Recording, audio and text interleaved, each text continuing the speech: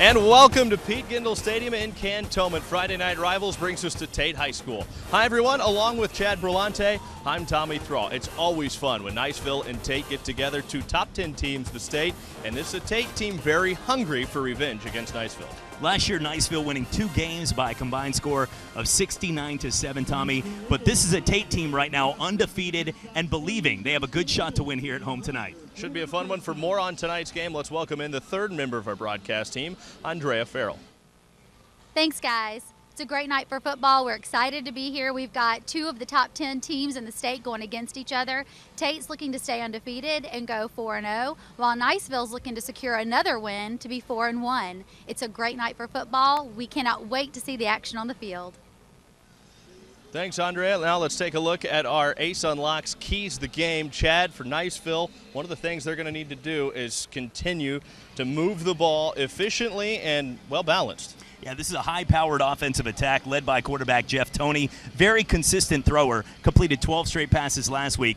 But it's Dante Sheffield in the backfield that can really get it going and really get the motors turning for this Eagles squad. Tate's going to have to find a way to disrupt them, though. It's going to be tough, but they're going to have to bring a lot of blitz packages, put pressure early, get this crowd into it, try to force a couple turnovers, and they can get out of here with the victory. Should be a fun one. We've got Kickoff coming your way next. You're watching Friday Night Rivals on WFGX 35.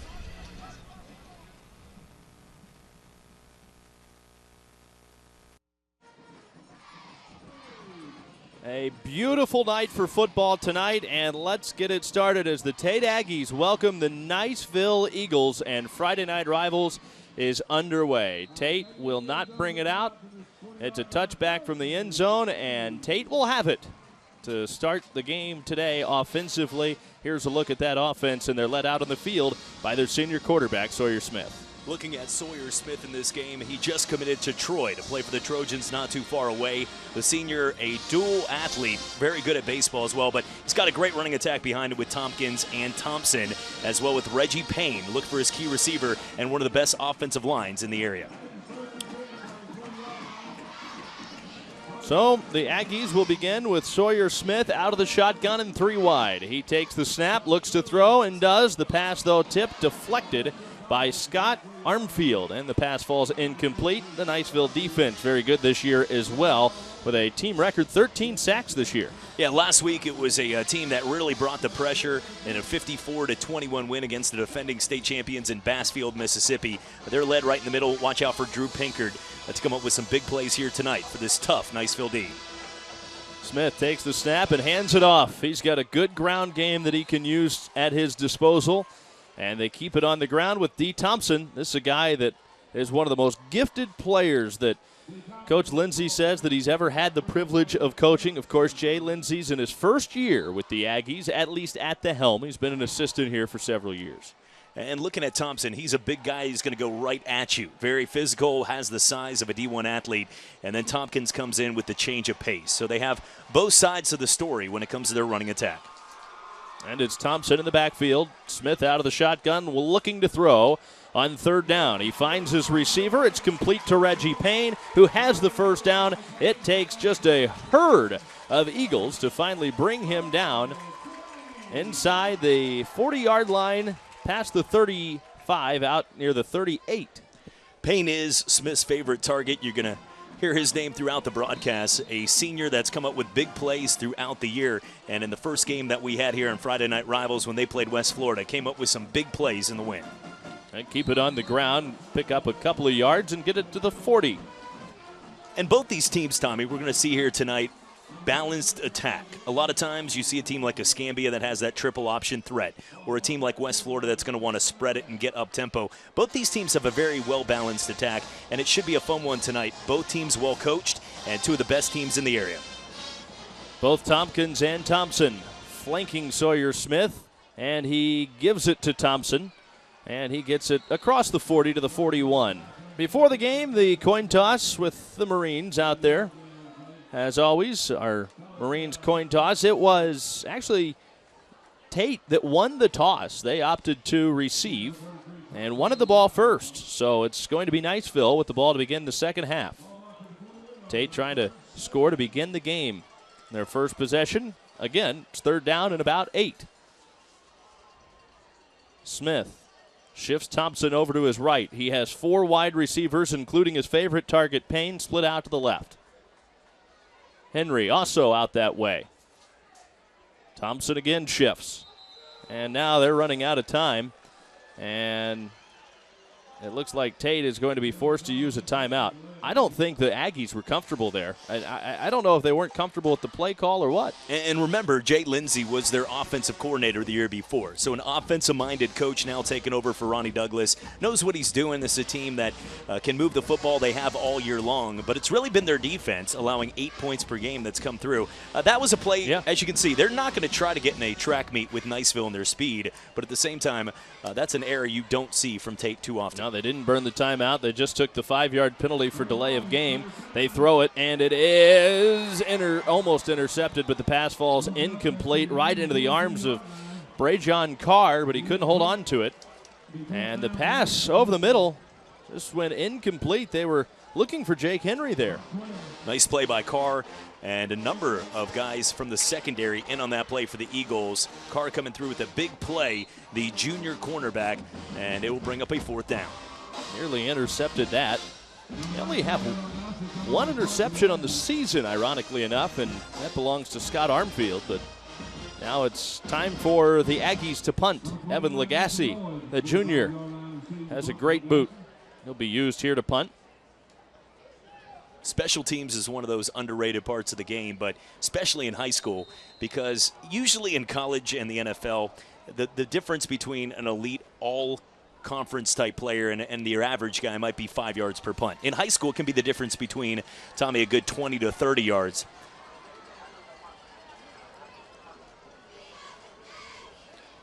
That's one you know you're going to punt. How does that delay a game happen?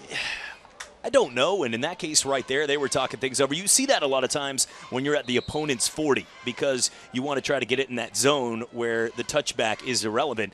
But in this case right here, at your own 30, you don't see this very often. 2 penalties early have cost Tate. Lagasse has a good boot, but this one takes a Niceville bounce, but not by much. It'll be out of bounds at the 36-yard line. Not terrible field position for Niceville to start their first possession tonight. And we get a look at their offense. They're led out on the field by Jeff Toney, the junior. And talking with John Hicks, their coach, he says that Toney really starting to come into his own in his first year starting as he leads out a pretty balanced offensive attack. Yeah, you're not going to miss him on the field. 6'6" quarterback. He completed his first 12 passes last week in the victory over Bassfield. But looking tonight at Tate Sheffield, this is a guy that's going to come through. He had a key game last week with 3 touchdowns on the ground. Watch for him to have a big game. 3 wide, and they send a man in motion. Instead, they want to throw on first down, airing it out to a wide-open receiver to the left side, and it is hauled in by Jordan Tinder. Already deep into Tate territory at the 35. He was all by himself. And as we take a look here at the Bob Tyler Toyota replay, Tinder was wide open. Now Tinder's a running back, came out of the flats there, lined up as a 4-man wide, and a big play. Niceville's first play is good for 35. And they run it on the ground with Sheffield, who we'll talk about quite a bit today. Sheffield also a threat out of the backfield, catching passes from Jeff Toney, but he's a good running back, and here's that good Tate defense, very experienced. Alontae Thompson, watch him coming around the outside. This is a team that has a couple injuries here tonight. We'll talk more about that. Connor Coughlin and Travis Stanton out, but Dallas Ditto, who is also right now playing with an injury, anchoring that senior-led linebacking core. They swing it out right side. It's complete. Stove got away from one tackle, and he's out of bounds inside the 35. They maybe got a yard or two. Good job on the outside there by the Aggies defense. It's going to be hard to go horizontal on this team. There's a lot of speed on the outside, and watch out for a couple big names. Jake Henry and Trace Penton. They've been coming up with big plays in the secondary all season long. 3rd and 10 for the Eagles. Toney's out of the shotgun. He has Sheffield in the backfield. 4 wide receivers. 3 out to the strong side.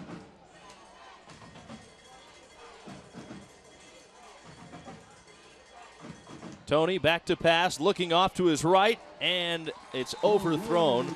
He was looking for Eli Stove, the Auburn commit, but it's incomplete.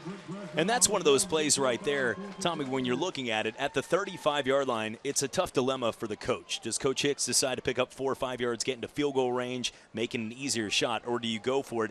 And in this case right now, looking at it at the 35, this is going to be a defensive battle. This is going to be a game tonight. Both these teams are very physical. So it looks like right now they're going to attempt, which will be right around a 53-yard kick, which for any high school kid would be a heck of a hit.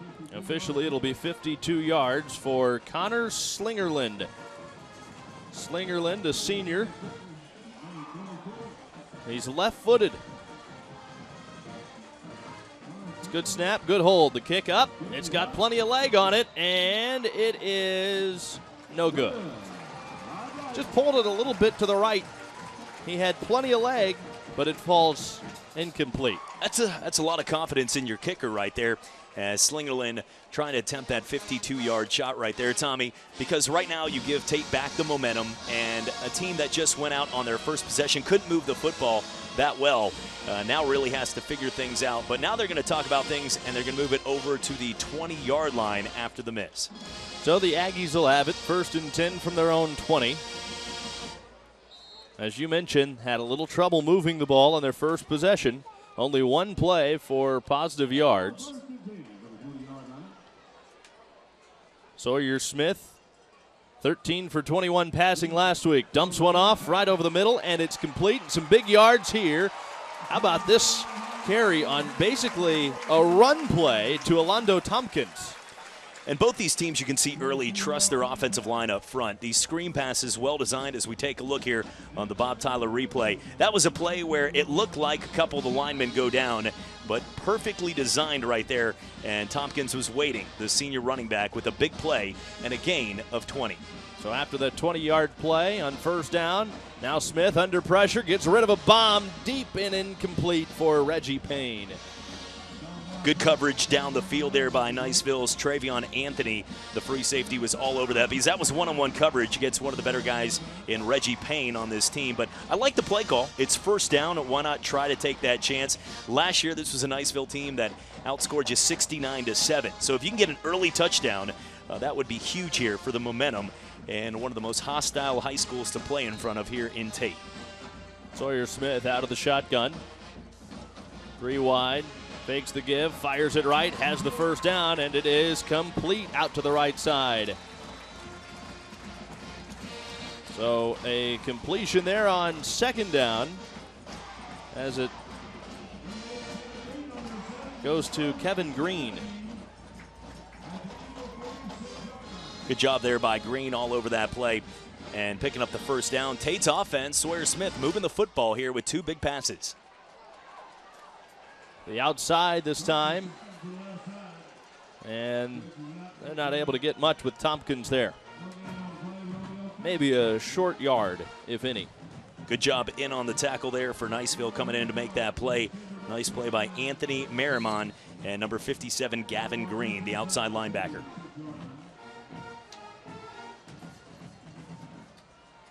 Second down and 9.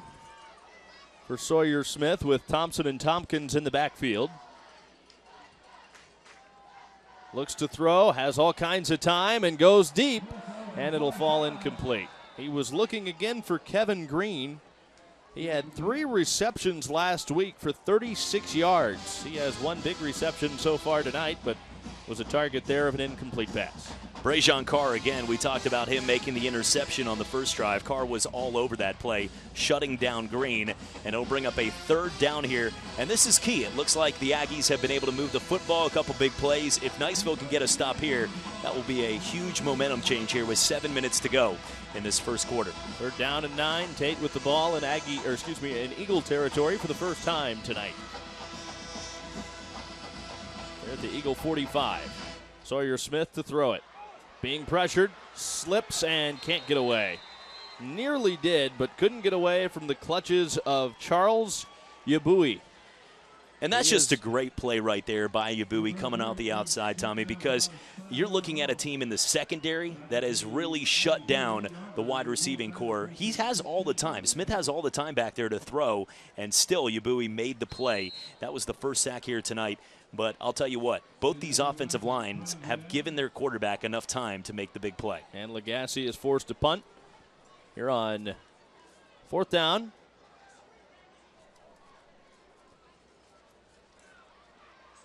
Low snap, but he gets a good boot off. The Eagles will try to return it, but nowhere for this one to go. Nathan Lloyd on the return, but didn't get any yardage. Gave it his best effort, but it looks like the Eagles will start deep in their own territory at their own 13.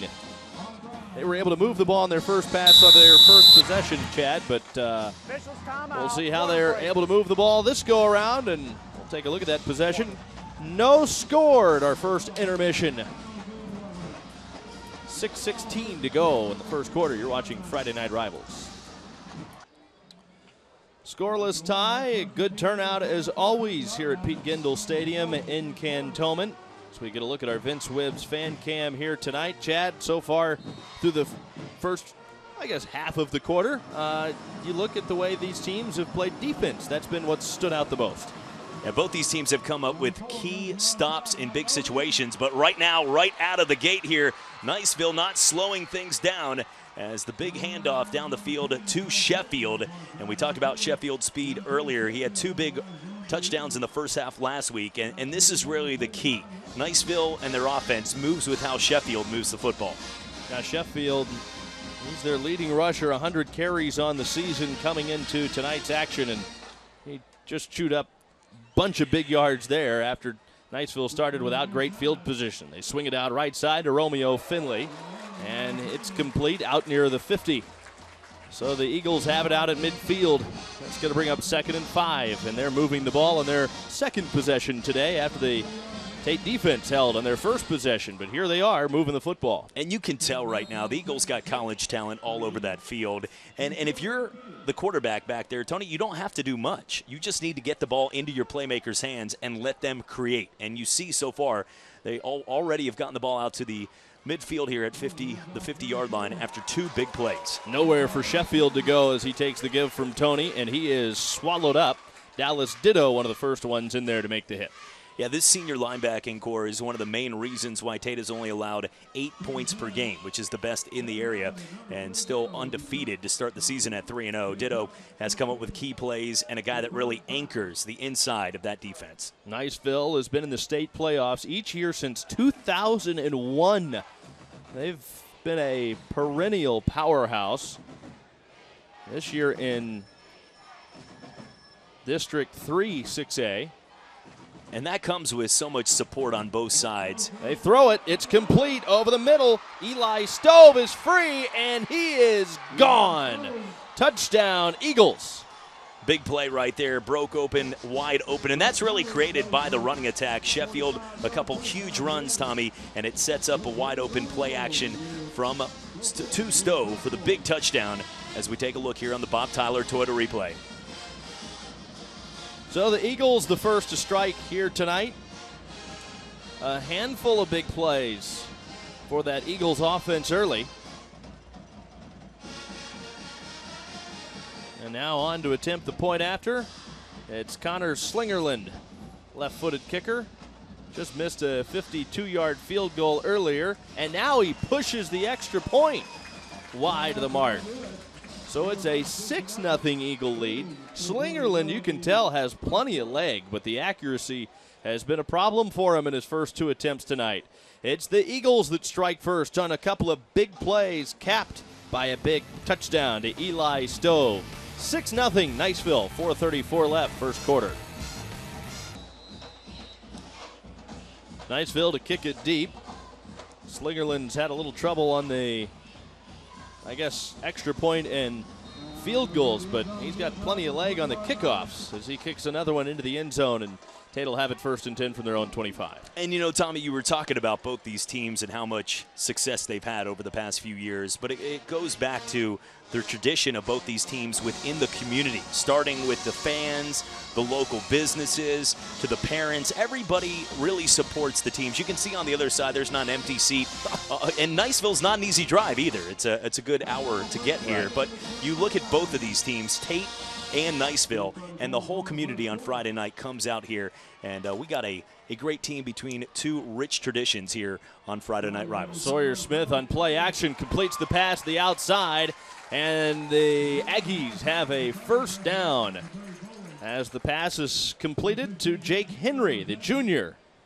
First team all-area selection at cornerback last year. They've moved him to wide receiver this year. Can quarterback when needed? Henry's got a great family pedigree. His brother Cody having a great year as a baseball player at Alabama and was the quarterback over for Central over at Catholic not too long ago. Fired incomplete right through the hands of Henry there. That was a good bullet from Sawyer Smith, thrown just behind Henry though, and it brings up second down and 10. Not a bad idea. No. I mean, that's a play right there. I like the game plans on both sides. It's very balanced here early on. Execution's just going to be key for Tate. They've had a great job up front. Their offensive line is giving Smith enough time to throw. But right now, let's give it to the secondary. The Eagles secondary is just come up with big plays all night long. High snap. Smith wants to run it and will, but gets nowhere. He's met immediately. First in is Scott Armfield.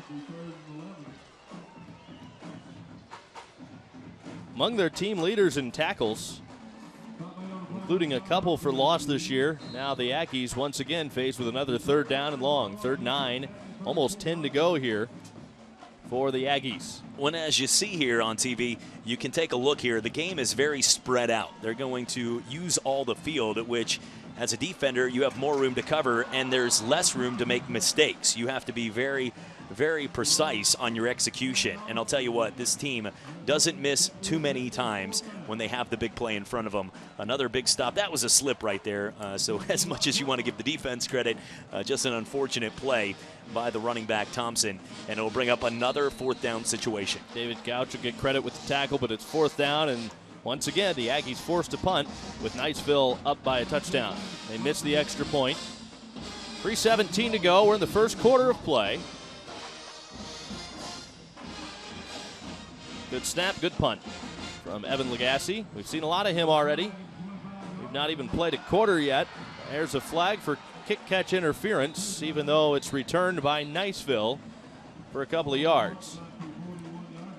So this will give the Eagles even better field position. They'll get an extra 15 yards on top of that return. Great play there by Nathan Lloyd, making the catch and still earning his team 15 yards. Jeremy Lowry, our referee. Illegal shift on the offense. That penalty is declined. Kick-catch interference on the offense. 15-yard penalty from the end of the kick. First down.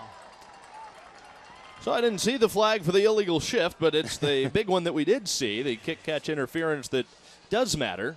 And that's the one that tacks on 15 yards after the about 2-yard return. But at any rate, you now have the Eagles starting off in Tate territory, a team that's already shown that they can move the football. As confident as the Aggies were coming into this game, they've got to be able to now stop what seems to be a pretty potent offense. They start at the 44-yard line of Tate.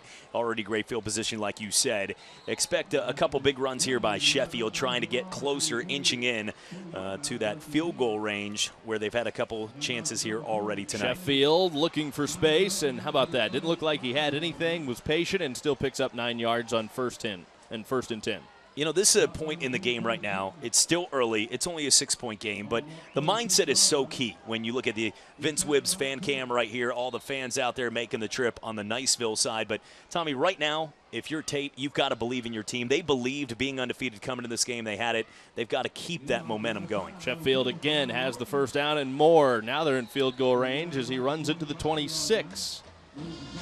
Both these teams have a lot of juniors and seniors that played in these games last year in the playoffs and the regular season, where Niceville outscored them 69-7. So if you're Tate, you can't feel like it's one of those games. You can't say, uh-oh, here we go again. You got to say, we're starting fresh. This is our opportunity. Got to stand down and make a big defensive stop here. Tony again to Sheffield, and he is down inside the 15, stopped at the 13. Now to the Papa John's delivery zone. Don't forget, promo code RIVALS gets you 2 large, 2-topping pizzas for just $7.77 each. First and 10. Niceville continues to move the football. They're at the 13. Again, Tony out of the shotgun. Again, Sheffield. Steady diet of Sheffield. Puts his arm or shoulder down and barrels through Trace Penton into the end zone. Once again, the Eagles strike. Last time it was Eli Stove on a big reception. This time they keep it on the ground with Dante Sheffield from 13 yards out for the score. And you can see that wall in front of him of blockers. Great job on the offensive line coming through with a couple key blocks. Gudson, Bretchel, guys like Marks up front and just making big plays and really coming up there, making it easy for Sheffield to get in for 6. Now they'll go for 2. Sling it out, right side, pass is tipped, and it falls incomplete. So it'll stay a 12-0 Niceville lead. Sheffield now with 9 rushing touchdowns in the season, Chip. He's having an incredible year, and this is a guy that is one of these guys that I think we're going to be watching on Saturday here very soon. We didn't have a chance a couple weeks back to watch Michael Carter play when he had his opportunity. Actually, that was last week. It's been a long week. Michael Carter last week for Navarre was hurt. He was one of the best in the area. But Sheffield is a guy, I don't think he gets all of his credit because Niceville has such a great team around him, where when you talk Niceville football, you're talking about 7 or 8 guys that are making that commitment. We were talking to Coach Hicks before the game at schools like Clemson and these huge tier schools all around. But Sheffield, maybe on a smaller school, he would be that guy that everybody on campus would talk about his name single-handedly. But he's part of a great team, which winning a championship is their goal, and they have a good goal in front of them to achieve. You see a very stunned Tate crowd down 12-0 on our Vince Wibbs fan cam, and they want to get that offense cranked up. They'll have an opportunity here as the Eagles get ready to kick it deep, but Tate really needs to find something offensively that'll work. So far, they've been trying to throw the ball. They've been trying to actually do a little bit of both, but neither has been overly effective. The game plan, just the execution on the big pass, and they're going to have to figure a way to really create a way to confuse this secondary, because whether it's a nickel package, whether it's a coverage read zone, or whether it's man-to-man, so far this Niceville secondary has been up to the task. The Tate offensive line has given them a lot of times to make big plays. Just right now, Smith's trying to make the throw, just no room to put it in there. So the Niceville Eagles ready to kick it deep. So there they go, ready to. I think they thought we had gone to a break. We had not. So here we go. Eagles booting it deep. And again, it's Slingerland, who's done a nice job so far tonight, kicking it into the end zone and not giving the Aggies a chance for a return. And once again, Slingerland's kick will go into the end zone, not allowing the Eagles or the Aggies a chance at a return. Orlando Tompkins will catch it in the end zone, and now the Aggies will have it 1st and 10 from their own 25-yard line. This is probably one of those, I mean, they're old cliches, but this is the drive to me where Tate has to have something happen. If you give the ball back, because you know that when a team takes a lead and you have a running back like Sheffield, it's going to be tough all night long. It doesn't look like he's slowing down anytime soon. Stays on his feet, flags fly. This will probably come back, but Tompkins, again, big yards on 1st down. The Aggies have been able to move the ball on 1st down on their first play of each drive so far, but the drives have stalled out. This is an illegal shift, so it's going to bring it back a few yards anyways, and it's going to negate the run from Tompkins that was a broken play anyways.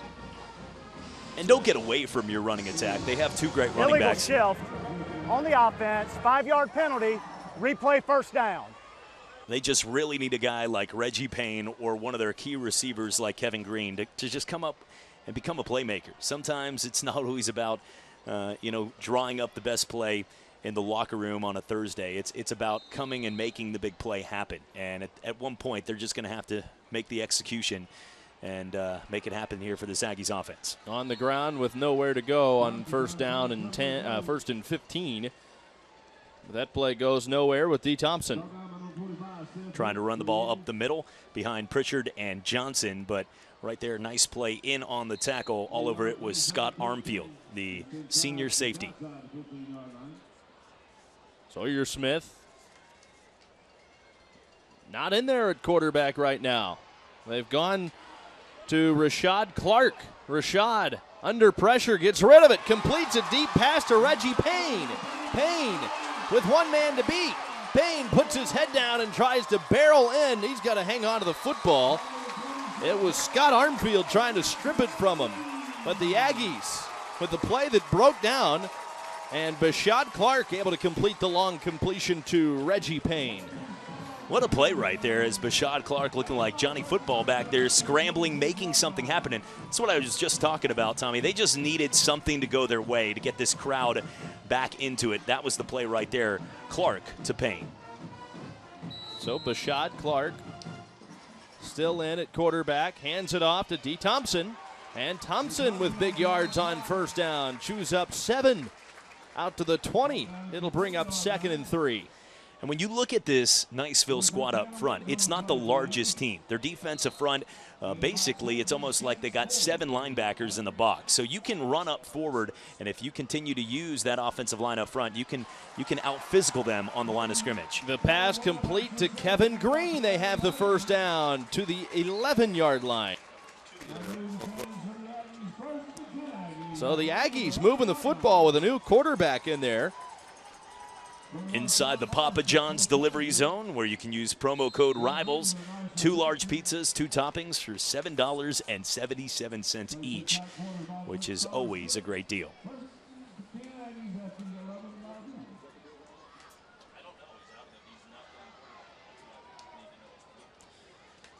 Clark's going to keep it himself. Clark trying to get away, but he is gobbled up.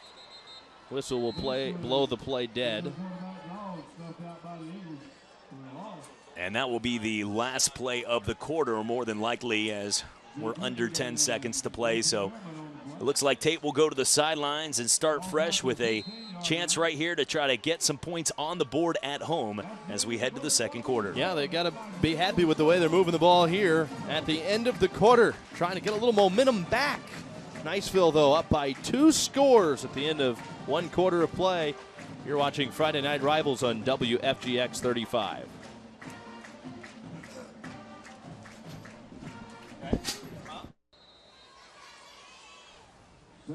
So the Aggies in position to score for the first time as we begin the second quarter.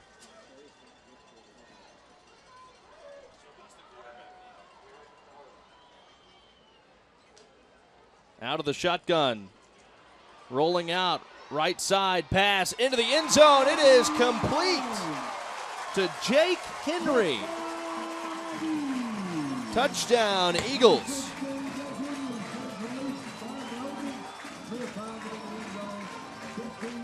Great play here, scrambling and making a huge throw to the open Henry. Henry able to break the pressure on the outside coverage of Sean Morris. And Tate, just like that, starting off the second quarter, a lot better than the first, putting some points on the board and having a chance to cut this one down to 5 points, pending the extra point. And the extra point is blocked. And the play is blown dead on the blocked extra point. So both teams kicking game struggling a little bit here in the first half. So we're trying to figure out who the quarterback is for you, the Tate Aggies. We know that one thing is certain. Sawyer Smith has a ripped jersey. So they're going to, I think that's Sawyer Smith, and they've got him in a different jersey, to be honest with you. Looks like him. He's Smith. Prepared. Not always does the backup quarterback have the eye paint, all the wristbands. I mean, he's all decked out. Yeah. Like he knew he was a starter walking out of that locker room. But you never know, because, you know what, we meet a lot of these kids for the first time when we come down here, travel week in and week out. And they'll tell you what, so we're looking at the numbers, and Bashad Clark is number 9. Right. So that's who we're giving the credit. To the Clark family out there watching, save this tape, even if it wasn't, and use that at the next level. But I was so confused because we had Bashad Clark as being out for the year, and here he is just marching the Aggies down the field. He's sitting there on crutches like, thank you guys, woo! But no, I mean, it does look like that was Sawyer Smith, and that pass looked like it was Sawyer Smith.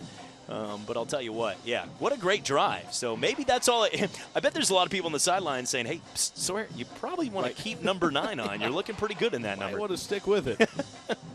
Oh, goodness. So the Aggies are going to be forced to kick it deep here.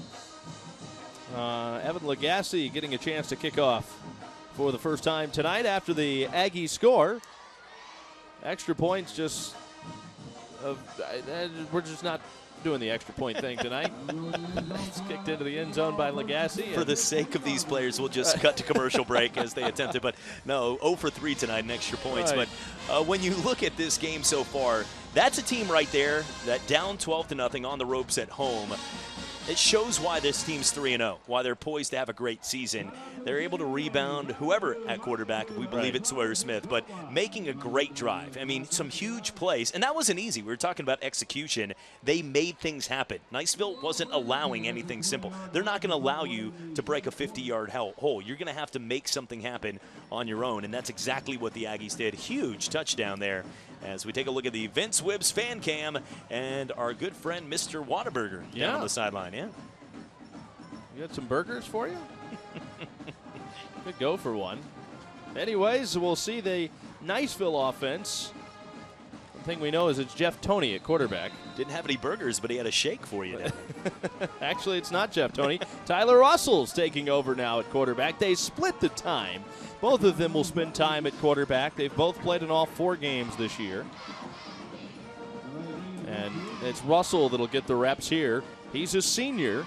He was 8 of 12 for 111 yards through the air last week. Russell brings a little more of that change of pace, that dual threat, and they're going to line him up in 5 wide, give him the option to throw right away. 1st and 15 to begin. They hand it off, trying to find room is Eli Stove. He is wrapped up in the backfield and wrestled down for a loss back near the 6-yard line. Whole onslaught there of Aggie defenders on that play, and coming in the senior Trace Penton finally making the stop. But I'll tell you what, the Aggies had that read perfectly, and you can tell right now a little bit of momentum shift here in the second. Forward progress. He was first met back at the 11-yard line. But at any rate, it's 2nd down and a mile to go here for Niceville offensively. They hand it off up the middle. Nowhere for Sheffield to go on the 2nd and long play. He still picks up about 5 yards and gets the 5 yards that they lost on the previous play back. It's 3rd down and 15 from their own 15-yard line. They need to get to the 30 for a first down here on 3rd down. They've been able to strike for the big play when they've needed it today. They stick with Tyler Russell at quarterback here. Shakir Campbell coming in with the stop right there. And Tate hasn't played an offense this season like Niceville, but you can see this is more of the defense that we've seen all year long. Russell going deep, and the pass is incomplete. And that pass broken up by Jake Henry. Great coverage. Romeo Finley had it in his hands, but he couldn't hold on, and that's all because of the defense of Henry. Finley, a big target as we take a look here at the Bob Tyler Toyota replay, and had a chance over the top. And you can see right here, one-on-one, that's what they want with the matchup there with Finley. But like you said, Henry all over that, and the pressure right there, his presence causing the incomplete pass. Nice pass, though, down the field by Russell. Tate gets the score, now forces Niceville to punt. Great for their momentum. Huge right now. I mean, this is exactly, when they're down 12-0, they needed something to happen, and they've had everything go their way. And great execution on the last 2 drives, offensively and defensively. Beautiful punt, fair caught at the 45-yard line by Reed Halfaker. And the Aggies will have it on a Academy Sports and Outdoors 1st and 10 from their own 45. Best field position they've had tonight. You know, Tommy, both you and I friends with the defensive coordinator at Tate. Coach Paul Tripley had a chance to play for the Alabama Crimson Tide under Coach Bear Bryant. And this is not a coach that is going to, get to the sidelines and be yelling at his players. One of those fun-loving kind of guys. And you could tell getting down 12-0, his demeanor on the sideline was the same as when they started the game, which helps motivate these kids. Never, giving them that attitude where it's, hey, you have to do something right. What are you doing? What are you doing? Why do you keep messing up? But just letting these kids play, and you can tell they're having fun out there. The Aggies have regained the excitement of why they're out here playing together as a team, and you can see it here in the second quarter. D. Thompson barrels forward for a couple of yards. It's 2nd down and 9. I believe it is Sawyer Smith at quarterback, and he's back to pass, wearing a different jersey. It is incomplete. He was looking for Kevin Green.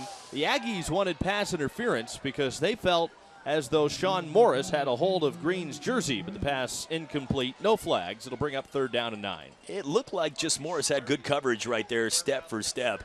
And we've seen this a lot here tonight. Niceville trusting their secondary to make plays in one-on-one coverage. Not too much help from the secondary, from the safety position. They're allowing the corners to go one-on-one with the receivers here like Green and Payne. And so far, outside of 2 throws, it's been working out.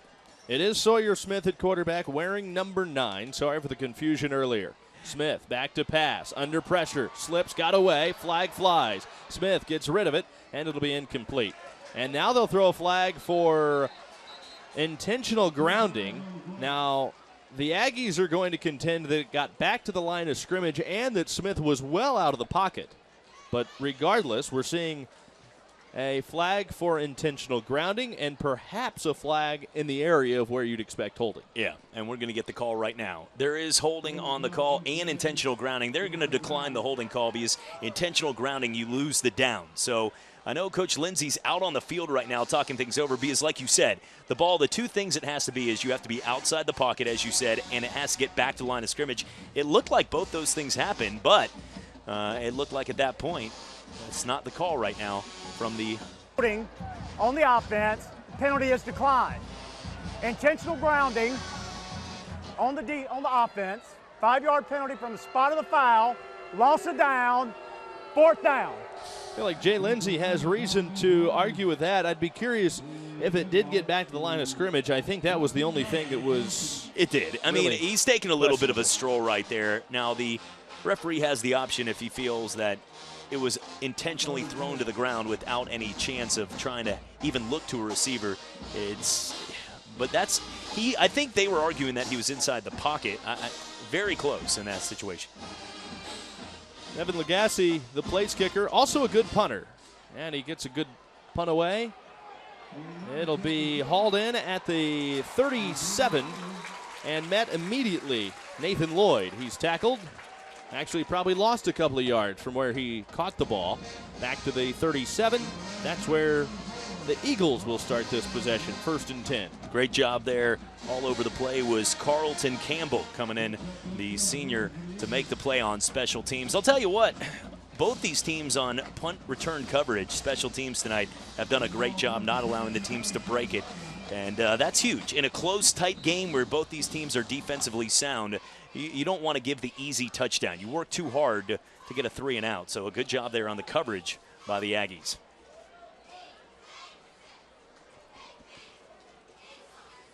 They hand it off up the middle. It's Sheffield. He's their workhorse, and he picks up a couple of yards on 1st and 10. Sheffield, their leading rusher, averages almost 6 yards a carry. And he gets about almost 5, but we'll call it 4 on that 1st down play. It's 2nd and 6. He already has over 100 here tonight, broke off a big run early, and already had the last touchdown. So that makes 9 on the season for the tough running back for the Eagles. If you're just joining us and you've seen Tate offensively with number 9 at quarterback, no concern. We'll give you an update on that in a moment. And this pass completed to the outside of Jordan Tinder. And Tinder gets out to the 45-yard line. Some shifty running and some well-earned yards after the catch. He gets about 4 more. It'll bring up 3rd and 2 at the 45-yard line. But back to the Sawyer Smith thing. It is still Sawyer Smith at quarterback. His number 2 jersey got ripped. He's had to go with number 9 now. It's looking better in number 9. I might afterwards there might be a talk with number 9 Bashad Clark about keeping that jersey after the way he's looked. He's doing a lot better with number 9 than number 2 here tonight. And flags fly. Somebody jumped early for Niceville. And on 3rd and short, only 2 yards to go for the 1st down. Last thing they wanted to do is back up. Tyler Russell in at quarterback. Jeff Toney started it. He led the Eagles to their first 2 touchdowns. And now it's Russell who's done a nice job in there as well. And they trust both these guys. And this isn't a team that is... Dead ball, illegal procedure on the offense, 5-yard penalty, replay the down. They're not taking out Toney because they're saying that, look, we're just going in a new direction. They've done this all season long, giving Russell an opportunity. Both guys are good at what they do. And right now, Russell being able to move the football. But Toney in the first quarter helped them to 12 points, so it's not like he's been doing anything wrong. Out of the shotgun, they throw it left side. They have the first down. It's complete. A lot of padding there and a lot of room for Jordan Tinder to make that catch. He was wide open. Tinder silently has had a huge game here tonight, bringing up an Academy Sports and Outdoors first down. But you've seen a guy tonight catch the first play of the game that was good for 40 yards. Then a big play a few minutes ago where he broke about 4 tackles. This is the guy that sort of can pull out all the bags of tricks. He can be the running back when needed, be in the slot, and also catch the big play downfield. But Sheffield on the ground here on 1st and 10 from midfield. He picks up 3 out near the 47.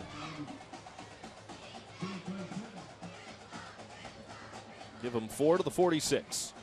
2nd down and 6 to go. Great crowd on hand here tonight. The cheerleaders, everybody having a good time, and just an electric crowd. What a beautiful night. Finally getting this fall weather here, and can't be a better night under the lights. Russell sends Tinder in motion, but gives it to Sheffield, who fights his way near the first down out to the 40-yard line before getting tackled by Dallas Ditto, who was iffy before the game began. But he's been in there and he's looked healthy all day long, and Ditto's a big part of this defense, 6 foot 225. And he's able to get the tackle there on a very tough guy to bring down, Dante Sheffield at 5'10" in his junior season. When I was talking about earlier, the Niceville defensive front, not the biggest, really the complete polar opposite with their offensive line. They got some big guys up front, and that wall will wear down a defense. You can see a lot of the Tate players after the play with their hands on their hips, and very physical this game in the trenches, and they're going to continue to give Sheffield his opportunities. Sheffield trying to find room to the outside, can't turn the corner. He is met and dragged down to the outside. Great coverage by Shakir Campbell. Was 120 pounds as a sophomore, now in his senior year, up to 170. Well-earned weight. You're not going to run on the outside on both of these defenses, and right there, guys like Shakir Campbell, he's a linebacker, but he can run with any wide receiver, and then guys like Jake Henry, Trace Pentons, the Keys and Browns in the secondary. This is a very fast Aggies backfield. Russell to throw on 2nd and long, completes it. And they're out near the 35-yard line.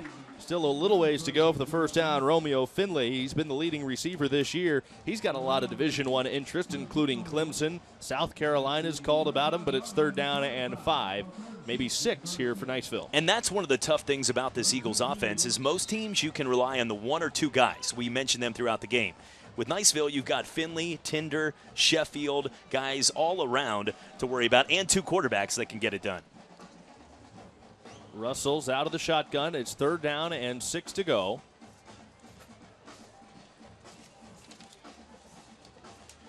Russell takes the snap to throw it. Right side. It's complete and out of bounds to Eli Stove. Timeout on the field. We'll break with him. 5:45. 12-6. Niceville leads. You're watching Friday Night Rivals on WFGX 35.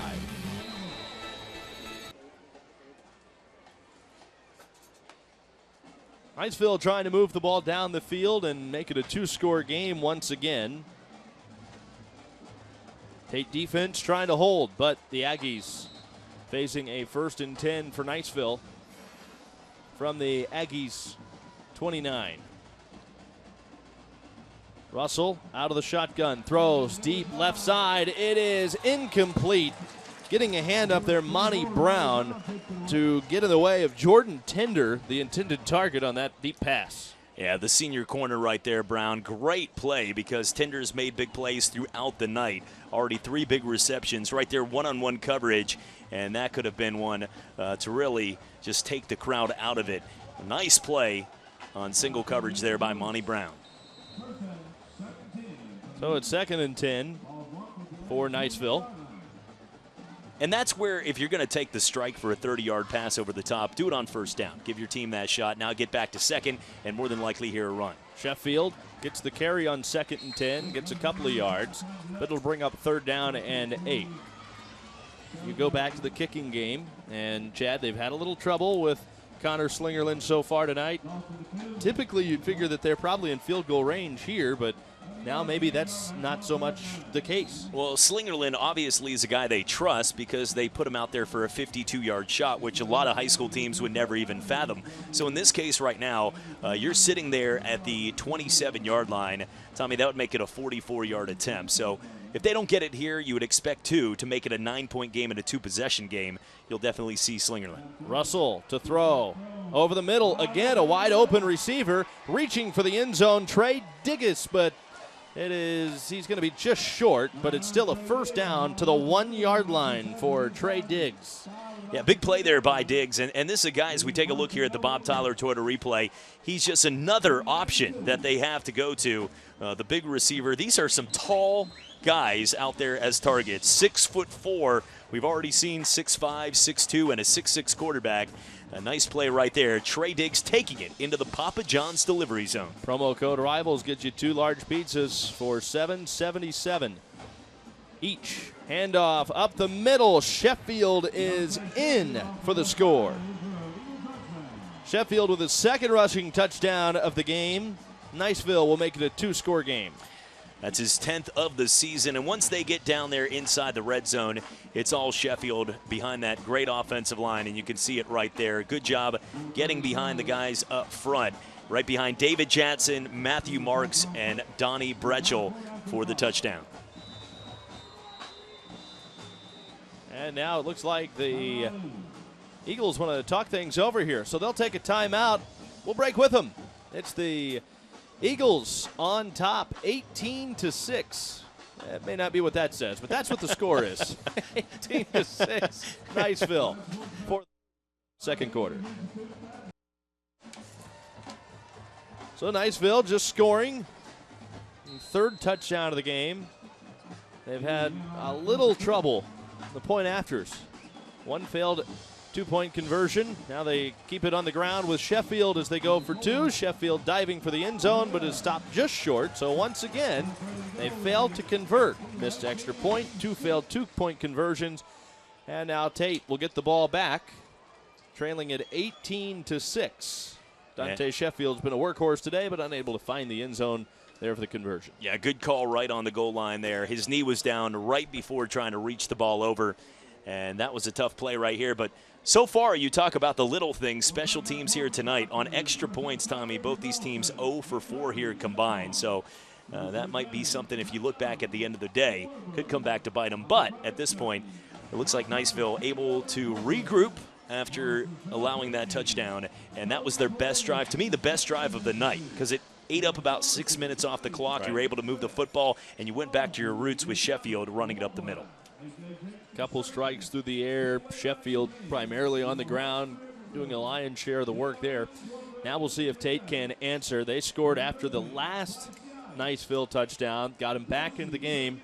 Again, they need to get that momentum back on their side again. And one of the easiest ways to take the crowd out of it, it's not easy in a place like here at Tate, but is really to eat up a bunch of clock and keep that offense on the sidelines. People want to see Sawyer Smith, whatever uniform he's wearing, out there making big plays for his team. And when you're out there just slowing it down, creating a big drive, just moving the ball and working it as the Eagles just did, it takes a lot of wind out of the sails. And right now, down by 12, it's going to be tough here, but we already seen an Aggies team that has made big plays here in the second quarter. Can they keep that momentum going? Connor Slingerland to boot it deep. Back to return, Joshua Key and Alondo Tompkins for Tate. Aggies haven't had a chance at a kick return yet tonight, and they won't get one here. He tried to bring it out from the goal line, but went into the end zone for the touchback. Aggies looking to be able to get the ball back into the end zone, trailing it by 2 scores with 4.5 minutes to play here in the quarter.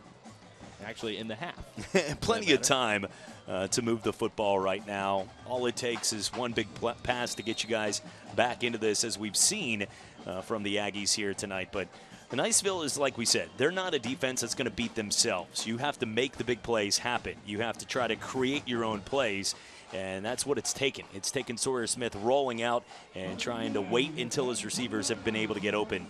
Niceville hasn't let anything easy happen here tonight. They run it with Tompkins to the outside. He's near the first down, but a flag flies in the backfield.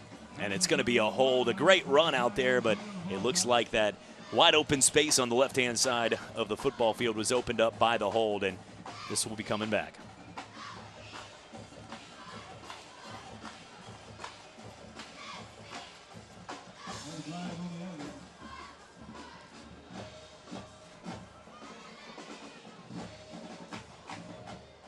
Holding on the offense, 10-yard penalty from the spot of the foul, replay first down. So that moves the Aggies back a little further. You see John Hicks there at the front, the long sleeves on, longtime head coach here of Niceville. He's been the overseer of so much of their success with the Aggies, or excuse me, with the Eagles. And he's overseeing another really good team this year. One thing you'll always notice about Niceville, they're well coached, they're a disciplined team, and they don't really shoot themselves in the foot. They don't make many mistakes. And you talk to people about the way this team was playing last week, and they finally, for the first time all year, started firing on all cylinders. And it showed as they picked up a big win over a 3-time defending state champion up in Mississippi. Granted, the team that they beat, a 2A school, but nonetheless, that's a team with a lot of Division I talent. Thompson's trying to break free, has trouble though. Hits it near the 15, stopped short at the 14-yard line. It'll bring up second down. They need to get out to the 30 for a first down. 16 yards to go. And Tommy, we've seen it be very cyclical in the Escambia, Santa Rosa, Okaloosa area over the last few years with teams. Remember, Catholic had that huge run against West Florida. Then Escambia had a great season before. Navarre. But one thing that has remained constant is how good Niceville has been. John Hicks and this team continue to have success. Just really taking great roster route to after Henry. roster. Henry's got a lot of green in front of him. One defender to beat. Henry down the sidelines and in for the touchdown. The only question, would Scott Armfield get to him, and he couldn't catch him. Jake Henry in for 6. And the Aggies come up with the answer. What a huge play right here as Smith has an open receiver. Once again set up, but a great protection on the offensive line, and it was one man to beat, like you said, and Henry down the field. And this is something that's been available. We talk about it. One of their strengths, Niceville, they can single pressure you up front with their secondary, but that also sets up, if you have that one play where you slip up, a guy like Henry can beat you.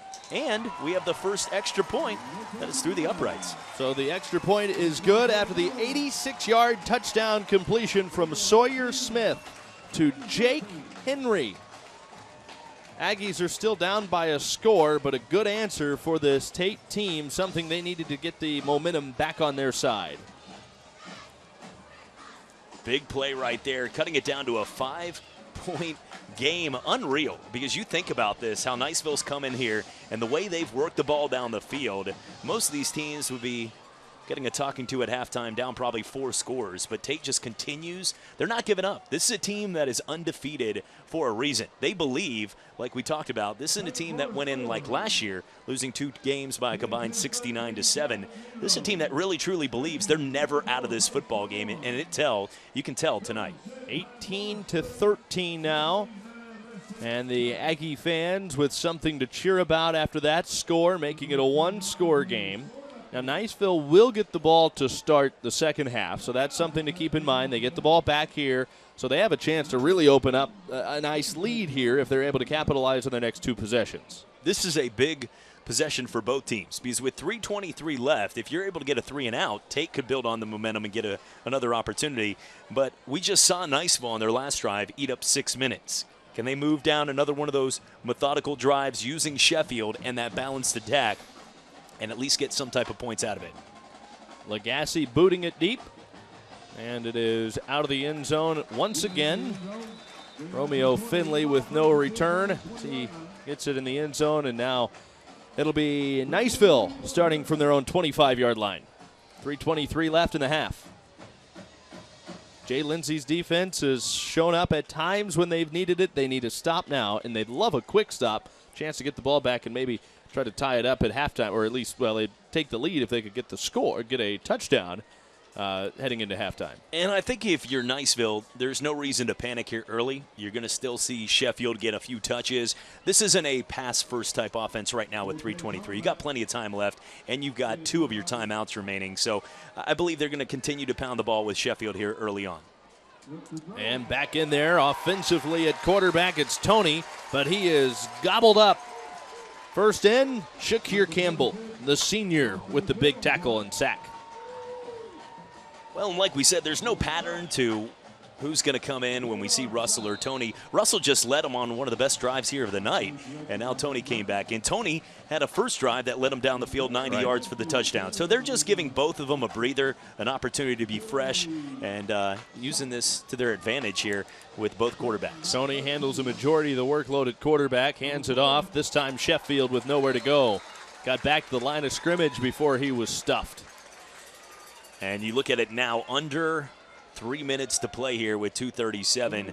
If Tate's able to get a stop right here, they could call a timeout and have plenty of time with then 2 timeouts left to get the ball back and be able to charge it. They even take the lead before half. So right now, Niceville's looking at a spot where you would expect them in this 3rd and long to be throwing the football. Question is, if Tate gets the ball back, do you try to move the ball down the field and score in the last 2.5 minutes, or do you play it conservative? Hit as he throws. Tony gets rid of a deep pass, and he completes it downfield to Romeo Finley, who's dragged down to the 25-yard line.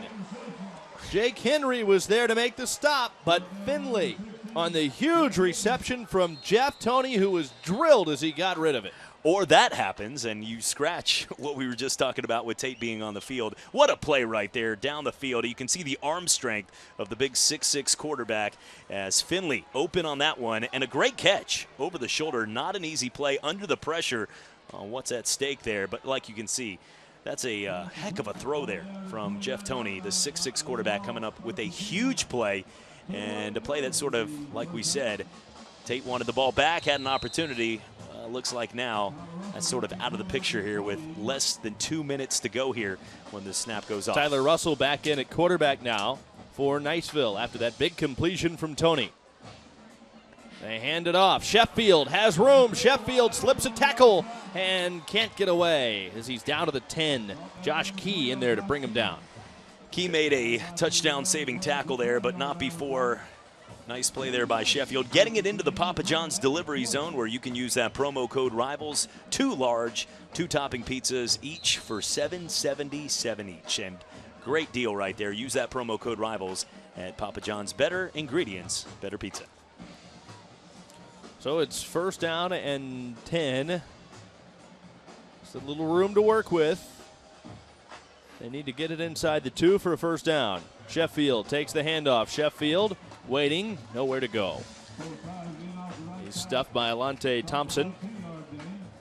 Good job there by Thompson, not giving up. He was pressured by the offensive attack from the right guard and right tackle, and he still found a way to come around to make that play. That's not easy going up against about 500 pounds in front of you and still able to reach around to stop one of the best running backs in Dante Sheffield. Alante Thompson was a running back last year. This year used as a defensive end, and he's Dee's brother, the running back, on the ground.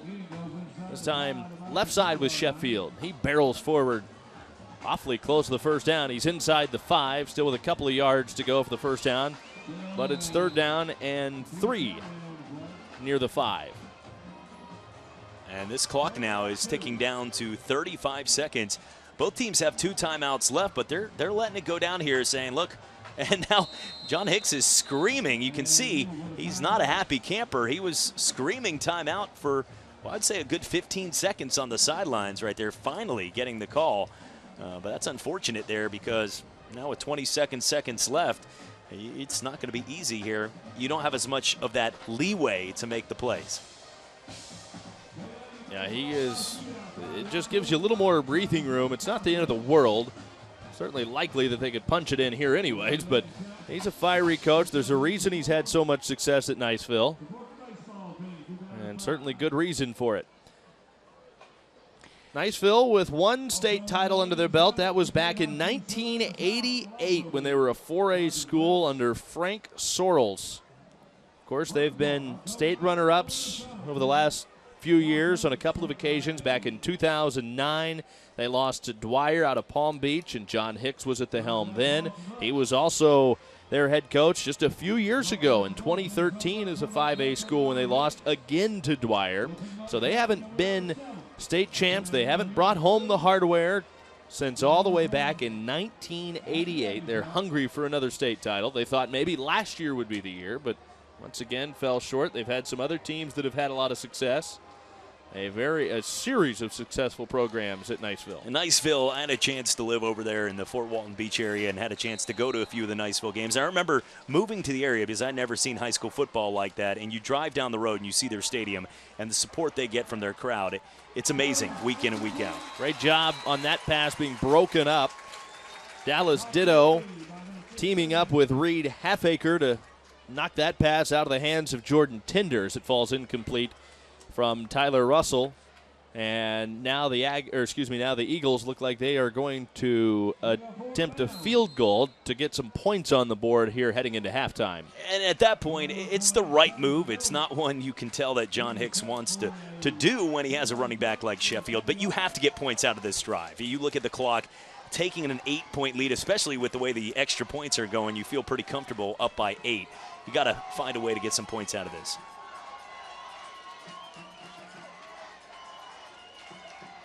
Good snap, good hold. Kick is up, and it is through. Drilled it. 21-13. Niceville is on top. Now that makes it look a little more like the way the score should look after 3 touchdowns, because that makes up for the 3 missed extra point opportunities that they've had tonight. Drilled the kick and drilled somebody in the tuba section there as the bands are getting set to go on the field. But it is, as you can tell, that was a drive there. They were able to get points off one big pass down the sidelines to Finley that set it up there. So when it looked like Tate was going to be able to get back into it and score, they still have 17 seconds. And in a game like this, you never know what you're going to get. But on both sides, you can take so many positives from this game. And it has really been an enjoyable game to watch for everybody at home, because we know that you're watching 2 of the area's best, and they're going head-to-head. And it just doesn't look at any time like any team is fallen under the trap of losing their emotional feel in this game. You watch a team like Tate early on, could have been down a few touchdowns and let it go. It could have been over. Niceville could have taken a 4 or 5 touchdown lead at this point, like they did last week against a tough team in Bassfield, and they have not let their guard down, coming back and keeping this within a 1-score game. Both schools, 6A schools, now in separate districts. The Aggies, District 3, 6A. Niceville's now in District 1. Last year, they were both in District 1 in 7A, but playing in different districts, different classifications. A lot of adjusting this year in the state of Florida with the high school classifications. The kick into the end zone, no return here for the Aggies.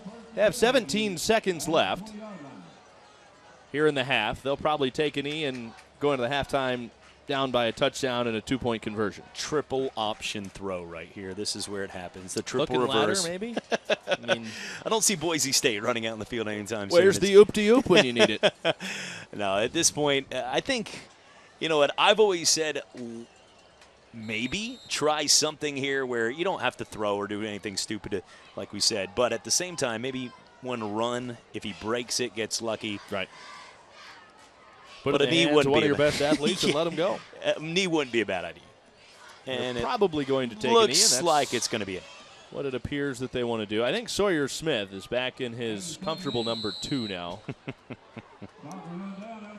Oh, it's number 9. So. Nope, still number 9. Yeah. Yep, it sure is.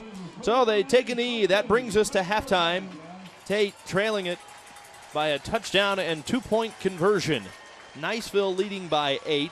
Point afters have been an epic struggle, but plenty of offense in this game to get it started. Niceville leading it 21-13. And it'll be John Hicks joining us here in just a moment. He's certainly got to be happy with the way his Eagles have looked to this point. So it's a good first half of play for him thus far. And we'll hear from Coach Hicks in just a moment. Don't forget, Prep Football Final will follow the late local news tonight. And You can get all the highlights with Dan Shugart, Steve Nissom. They'll have all the action for you later on tonight. That's after WEAR News at 10 o'clock.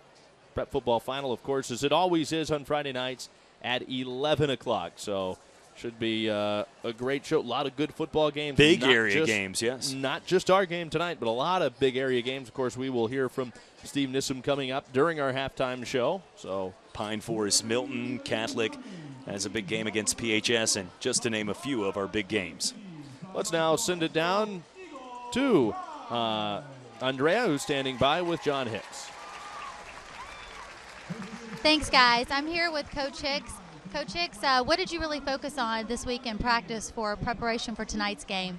Well, about everything. You know, they're a very good team, so we knew we were going to have to be solid in all facets. So, you know, we've come out. We've been a little inconsistent at times. We've been very good, explosive. At other times, we haven't. You know, second half, we've got to contain, you know, their passing game a little better.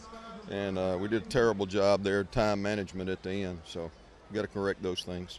Well, given the success of the first half, do you plan on making any adjustments to your strategy for the second half? I don't know that we'll make many adjustments with our strategy. We may move some personnel around, you know, to a little bit better defend the pass. All right. Thank you so much, Coach Hicks. Back to you guys. All right. Thanks a lot, Andrea. It is 21-13. Niceville has the lead at halftime. You're watching Friday Night Arrivals on WFGX 35. Welcome back to our David's Catfish House and BNC Nursery halftime report. Right now, it is Niceville with the advantage. They're up 21-13. And earlier today, Andrea had a chance to catch up with our A-plus athlete, presented by Alexander Shinara. Freeman, who is this week's Alex Shinara A-plus athlete of the week. Congratulations, Raymond. Thank you. It's been a great opportunity to be with this program, and I want to thank all my teachers and my coaches and all of my family for all the help, and it's been a great time. Thank you. Make sure to look for more winners of the Alex Shinara A-plus athlete. All right, thanks a lot. And, of course, Raymond, their long snapper, 4.0 GPA. Also plays basketball, great athlete, and great to see that he's getting it done in the classroom as well as on the gridiron. Great crowd tonight. You can see on our Vince Webb's fan cam, even the little ones having a good time out here tonight. Marching band from Niceville out on the field, and both of these marching bands very, very well known historically for both of these schools. You're watching the halftime report from Cantonment. It's Niceville on top by the touchdown and two-point conversion. This is Friday Night Rivals on WFGX 35. Welcome back to our halftime report presented by David's Catfish House and BNC Nursery.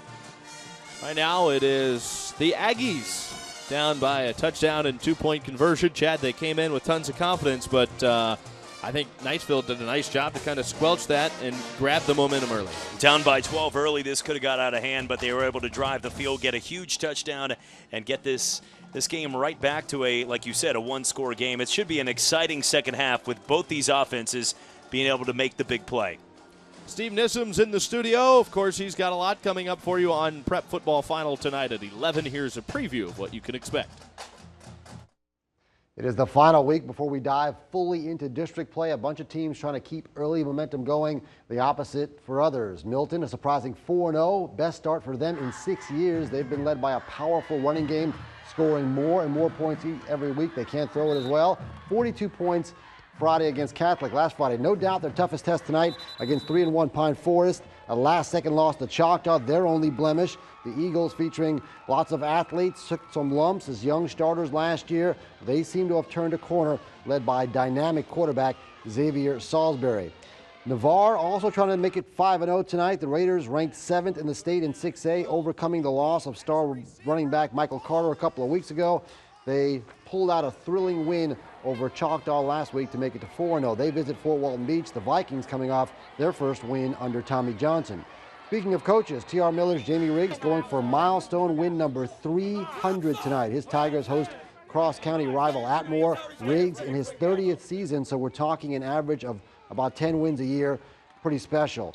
Other interesting matchups tonight include Catholic at PHS and Pace at Crestview. Our spotlight story tonight is on Pine Forest head coach Jerry Pollard, one of the most respected coaches in the area. He's been in the business for 39 years, but all that took a back seat this summer. A very, very serious health scare. Pollard had open heart surgery in July. He's obviously recovered, but it was close to going the other way. Pollard tells us just how bad his situation was. The program had to obviously press on without him for a while. He just returned to his full duties last week. How that affected the team and how they feel about their coach and how much they love having him back in the spotlight tonight. And it's Catholic providing our Scholar Athlete Prep Football Final tonight at 11. All right, very nice, Steve. A lot to look forward to. Let's head down to the sidelines now to Andrea Farrell. Hi, guys. I'm here with the assistant principals, Mitch Ashford and Lori Bedford from Tate. And Mitch, can you tell us a little bit about how the students embrace it and the morale going into the game tonight and how the student body really gets prepared for this game? Sure. Our kids have been wonderful. We've won for 3 years in a row. This will be the third year that we've had success on the field. The student body is behind them.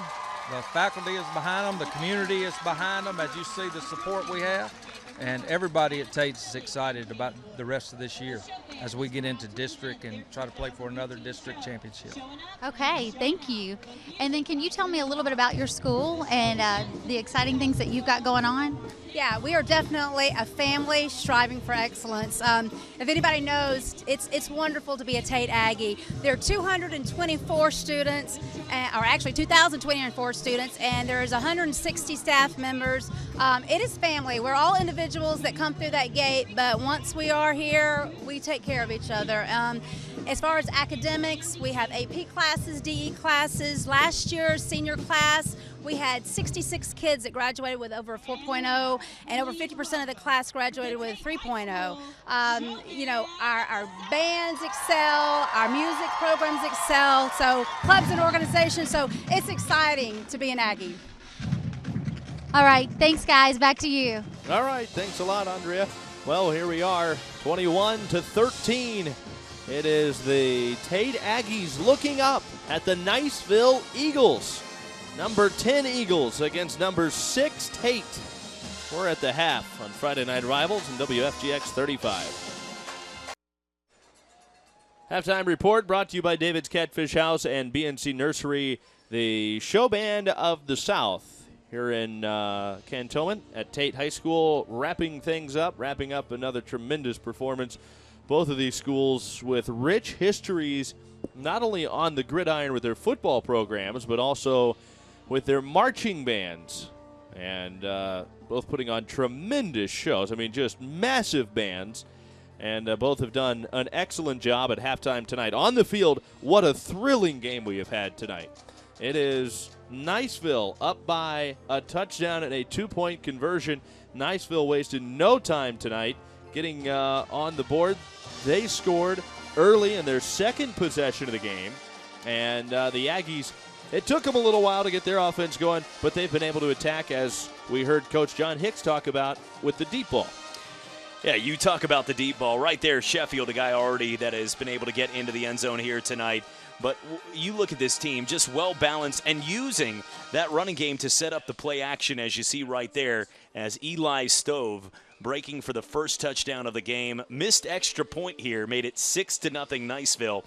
And then right here, once again, Sheffield behind that wall on the offensive line, making it 12-0 after the 2-point conversion failed. So at this point, 12-0, it looks like Niceville, as they've done all season, going to roll over their opponent, Tommy. But then, this was the big key drive for Tate. After getting the touchback, they were able to move the football. A big play here as Sawyer Smith, now wearing number 9, was able to escape and just create something. That's what they needed, to create one big play, and they got that on the outside with a big pass to Reggie Payne. And that set up a drive that would get them on the scoreboard here, as once again scrambling, looking like Johnny Football, making plays, and into the end zone for the touchdown to Jake Henry. And at that point, keeping the game close, not able to get the extra point. Teams combined 1 for 5 tonight on the extra points. But right back down the field, Niceville able to strike, and a nice pass play there to Trey Diggs. And then once again, Sheffield for the second time tonight into the end zone for 6. This time trying to go for 2 and another failed extra point.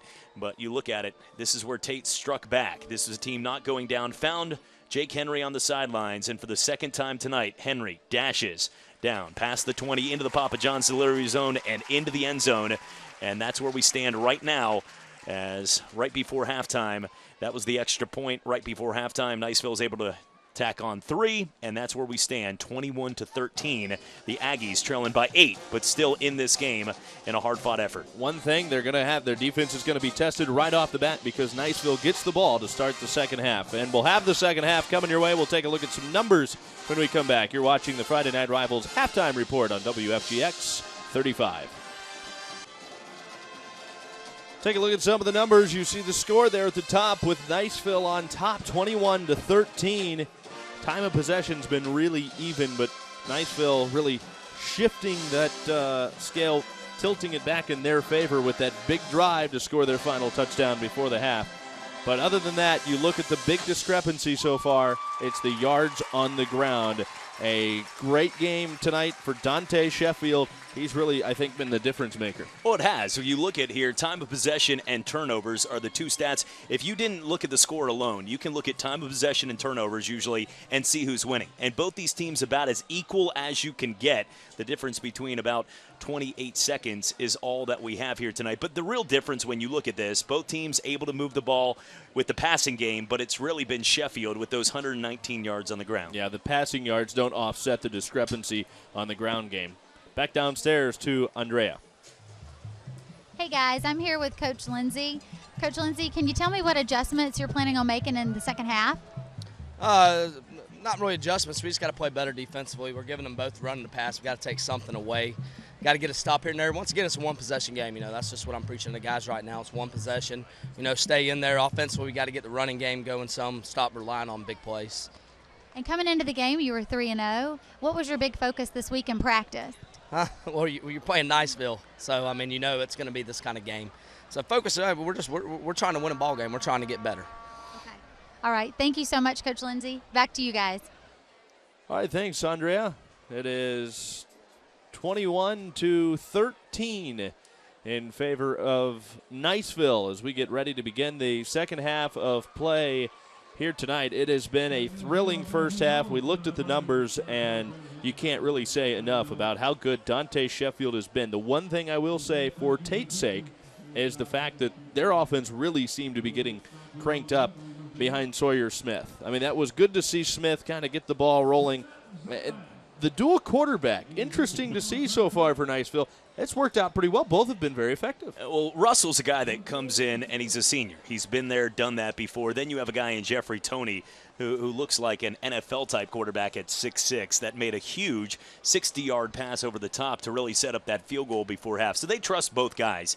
And you heard Coach Hicks at halftime saying we're going to use different personnel. We're going to continue to give these guys breathing room. Remember, they're going up against a defense in Tate that has the best defense by the numbers right now in the area, only averaging 8 points a game. And if you're Niceville, you've got 21 points at halftime. That's 13 more than this team averages all season long per game. So you've got to be excited. But, yeah, this Aggies team, even though right now you look at Niceville, how good of a football team they are, the Aggies aren't going away anytime soon. A little bit different than last year's results when they were outscored 69-7 in 2 games.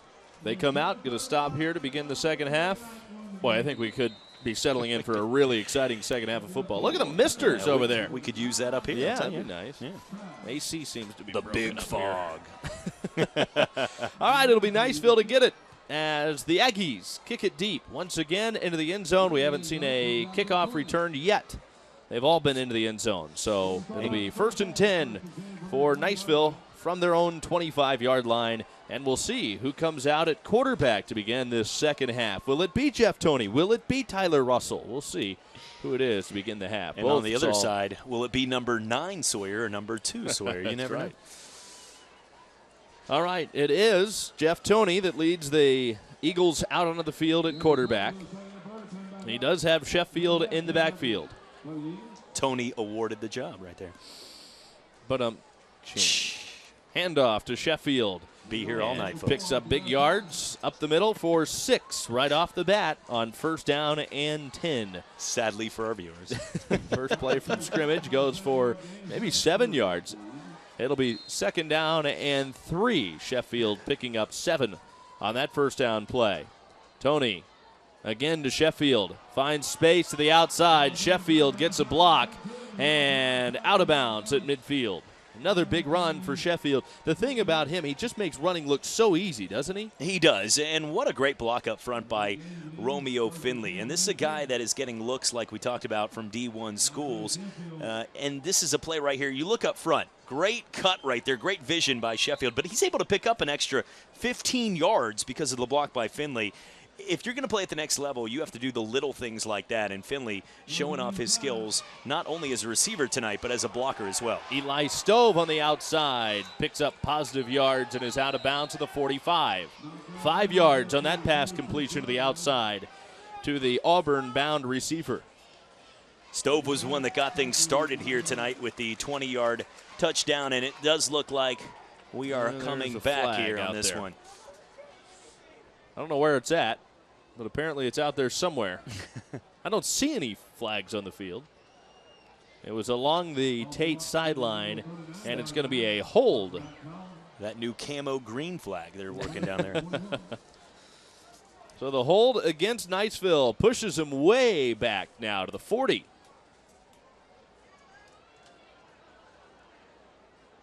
See if they're able to overcome what could stall a lot of drives, but they've been able to move the ball so effectively tonight.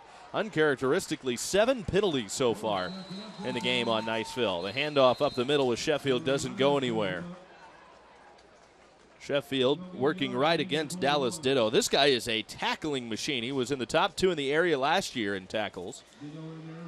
If he didn't even lead the area last year. He was a little iffy. He's been banged up this year, but he's in there, and he's been in there for the duration today, and he's been a big impact on the defense. Good job by Caleb Campbell in on the stop, not allowing Sheffield to get much there on that play. Tony completes it to Eli Stove for no gain. And once again, you can see this Aggies linebacking core, just a great read for the play. They were all over that. Guys in the middle have been making big stops. Dallas Ditto, Shakir Campbell, guys like Logan McGuffey. I've done a good job of reading this because this Niceville team, like we talked about, they have 4 or 5 weapons that can strike at any time with the size and speed as they spread 4 wide on almost every play. So that's a lot of ground to cover, and Tate's been up to the task. John Hicks out of the shotgun. Under pressure, hit and thrown to the ground. Hicks sacked in the backfield. First one to get there, Alante Thompson, the defensive end and brother of their great running back, D. Thompson. They have a lot of good defensive players, but Thompson is the guy that has the speed to come out, an elusive pass rusher, and you can see there, when you're 6'6" and a quarterback, the harder you fall. And on that play, there was nothing Tony could do. Thompson doing a great job of finishing on the sack, and a big one right there, as now the Aggies will take over a big-time stop on the first possession of the second half. Going for the block, unable to get in there, but the punt is away, and the Aggies will take over. Decent field position here from their own 34 to start this possession. And we talked about, would the holding stall the drive? Now we've got a flag down. No, we don't. Never mind. That is looks like a missed marker there on the monitor. But anyways, you wondered, would that holding stall out that drive? And it really did. They had so much momentum. The holding brought it back after a big play that would have had them second down and short. Now, all of a sudden, you've got Tate moving the football. Well, that's 7 penalties to 1 now in favor of Niceville. You don't want to win the penalty battle. Oh, big play right there, and that was a break for Tate. That could have gone back to the house for 6 as Brajon Carr, again, who already has a pick here tonight. But those 7 penalties really haven't cost the team. You have to look at where the penalties come in. And the 6 penalties in the first half really didn't cost Niceville that much. That play was very critical. That one penalty was probably bigger than their other 6. It slowed down that drive, and now it gives Tate back the chance to tie the game here on this possession. Second down and 10. Sawyer Smith still wearing number 9 at quarterback. Had his number 2 jersey ripped. Alondo Tompkins gets the handoff, and he'll get about 3 yards on the ground to the outside. Running left, but it'll bring up third down and 7 to go. And one thing the Eagles have been able to do is take the running game out of this game because of having that big lead. They've been up double digits throughout most of this first half, and when you look at it, that's taken away the running attack, which as Alabama has thunder and lightning with Derrick Henry and Kenyon Drake, that's sort of what Tate has in the high school version with D. Thompson and Alondo Tompkins. Both guys, one has elusive speed, the other has the power, but they've really been taken out of the game so far, and the Aggies have to get the running attack going if they want to win here tonight. Sawyer Smith out of the shotgun, slides up in the pocket, can't escape the pressure. He's hit for a 4-yard loss back at the 33. Nice play all over that tackle. Coming in there to make the big play was the senior outside linebacker Gavin Green, bringing some energy. And just when the Aggies were trying to build the momentum here, a nice 3 and out. So the Niceville D coming up huge. His 4th sack of the year. That is the 2nd sack of the game for Niceville. Yeah, this is a defense that gets a couple sacks. Last week, if I'm not mistaken, 13 sacks, Tommy. 13 sacks. That was a record, a school record last week as they beat Bassfield, Mississippi, the defending state champions, 54-21. They get a lot of pressure on the quarterback. This is punted away, and it'll be fair caught at the 30 by Nathan Lloyd. Niceville's leading at 21-13, and they'll take over again on offense from their own 30. Jeff Toney led them out on the field in their last possession. He's been splitting time tonight and all season with Tyler Russell. John Hicks at the helm of this Niceville Eagles team.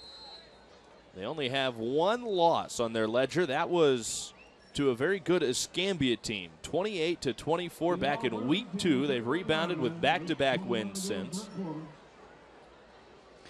A very serious coach, but we were talking to him before the game, a guy that you can tell gets along with his players. He can open up, but he has a strict demeanor, and he expects good results, and why not? He's in a school that has a lot of success, and they want a guy to teach their kids out there, as we take a look at the Vince Wibbs fan cam, not only to become a great football player, but a poised and very disciplined on the field. And they've done that, and you could see this team, they don't beat themselves. They don't beat themselves, and that's what was really so confusing about that big play on the hold that hurt them to start the second half. Dante Sheffield gets the carry. Boy, he can drag defenders along with him, can he? Dallas Ditto goes for a ride as he gets the first down out past the 45 to the 46-yard line. Dante Sheffield once again with a big run.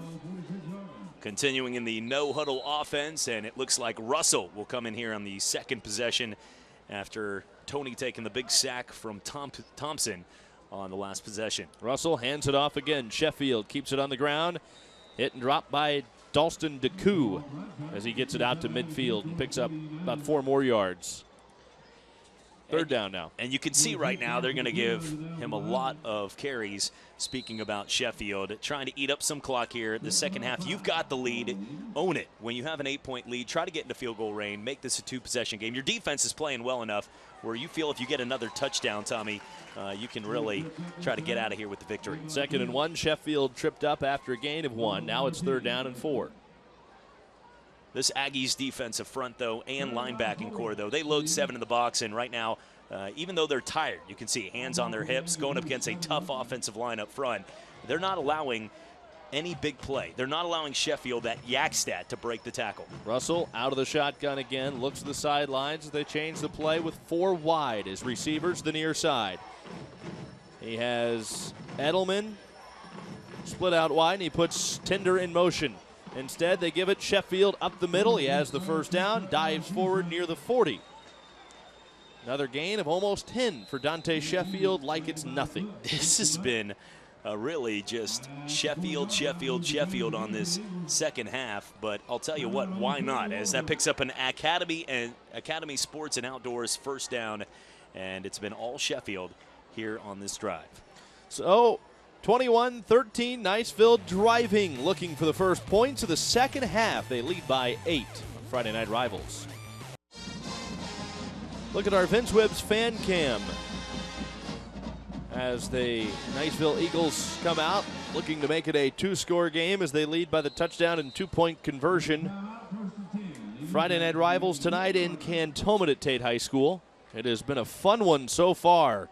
Back to pass, Tyler Russell slings it out right side and has a wide open Eli Stove. Completes it for the first down. Stove down inside the 25 at the 23-yard line. Great execution there by Russell. You hand the ball off to Sheffield 4 or 5 straight plays, and that gives more room for your receivers like Finley and Eli Stove to work with. He had about 4 rooms between him and the defender, and right there, Russell doing a great job. Accurate throw, as both these quarterbacks, very accurate, completing over 67% of their passes this season. Russell hands off. Sheffield being chased. He is hit and pushed backwards. The ball's out, and Tate picks it up. Tate going the other way with it.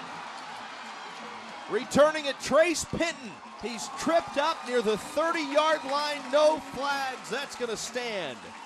The Aggies forcing a huge turnover here about midway through the third quarter. It's the first turnover of the game. And what a play right here on the Bob Tyler Toyota replay. They almost blew the whistle for forward progress being stopped there, and then Penton taking advantage, and great vision too. That's a great team effort there. Remember, these are defensive players. They're not usually on the offensive side, and they all picked up a block to give Penton an extra 30 yards down the field, where it hasn't been easy for the Aggies to score, now in good field position. Sawyer Smith going deep on the first play, looking for Jake Henry. Incomplete, no flags. Now a flag comes in. That'll be pass interference near the end zone. It'll be a 15-yard penalty. And another first down coming up for the Aggies. Just like that, the ball moved into the Papa John's delivery zone to the 16-yard line. Wow, turn of events real quickly. As you can see here, there was contact made, very minimal contact, but enough contact to draw the flag. And never able to turn his head around on that play was Brijan Carr. And that's what will get you called for that penalty. Inside the Papa John's delivery zone, remind you that using promo code RIVALS throughout the week gets you 2 large 2-topping pizzas for $7.77. What goes better with Friday Night Rivals than Papa John's? The answer is nothing. On the ground, they hand it off. D. Thompson unable to move anywhere. And now Niceville says that they've recovered a fumble, but instead the officials say that the ball is down. However, Gavin Green came racing over the sidelines thinking that he had recovered a fumble, and I think the Niceville sideline thought the same. Doesn't seem like a coach I would disagree with. No. But yeah, in that case right there, yeah, the Niceville team, they all came out saying that they had the ball. Now they're going to say his knee was down. There is no red flag challenges in high school, so the play will stand regardless of what we think. Tate's going to continue to battle this play right there. But it was tough to see. There were so many people in the pile. But the Aggies now have a big second down coming up here inside the Papa John's delivery zone. Second and 10 from the Niceville 16, and they want to throw out of the right side. Bobbled momentarily. Tompkins, though, hauls it in, and he's down to the 10. Didn't get a lot there, but they got about 6 on the play, and it brings up a big third down. Tompkins, a very reliable guy in the backfield that can come up with the big catch, a guy that can come out. They use him a lot on third down, so he's going to stay on the field here. And watch out for him again. If there's nobody open downfield, Tompkins always an option for Sawyer Smith. Henry split out to the right, looking left, lobs it out. It's complete. And Thompson trying to battle his way for the first down, falls short by about a yard as they swing it out left to D. Thompson. Sliding out of the backfield. That looked like kind of a screen, but didn't really get enough zip on the ball. I think Smith would have been better served there with a little more on that. Well, I'll tell you what, Thompson's not an easy guy to tackle, 6'2", 230 pounds, and Finley and Travion Anthony made that look easy. That was a huge play because now it looks like Tate's going to try to get the points. This is a call right here where they're going to talk this one over. It looks like they're going to have a timeout on the field. You got about 4th down and 3 to go here. Tommy, in this case right now, you're down by 8 points, still plenty of time.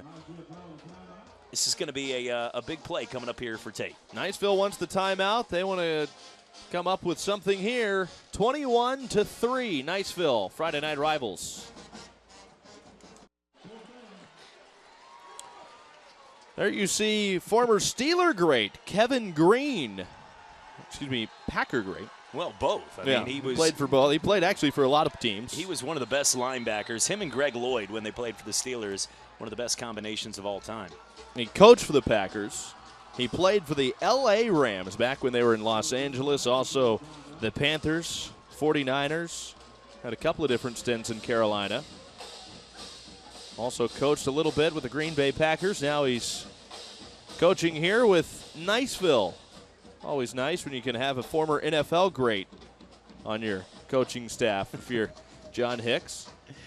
They were talking things over about the extra point. That gave Tate an opportunity to figure out what they want to do, not on the extra point, on the field goal try coming up. We'll see if Tate maybe tries to go and get it into the end zone. This is, I always feel like when you get the ball off a turnover, it almost counts as a free possession.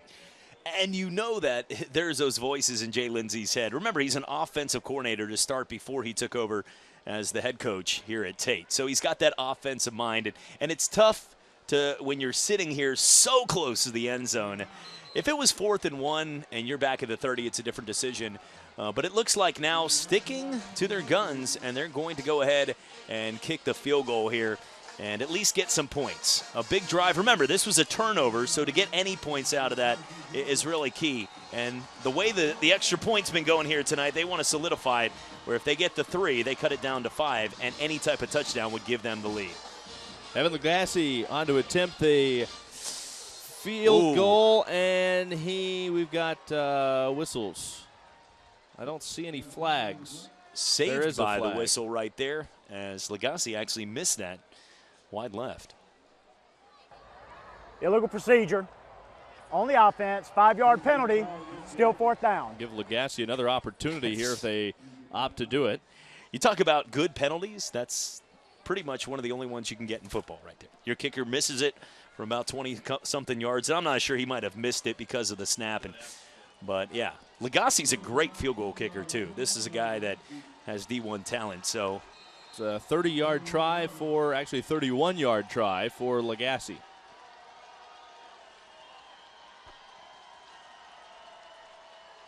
We met their long snapper a moment ago. The good hold, and the kick is blocked. And the Aggies fall on it to keep Niceville from having an opportunity. So 2 attempts at the field goal. They come up empty both times. First time it missed, but a penalty. Second time it's blocked.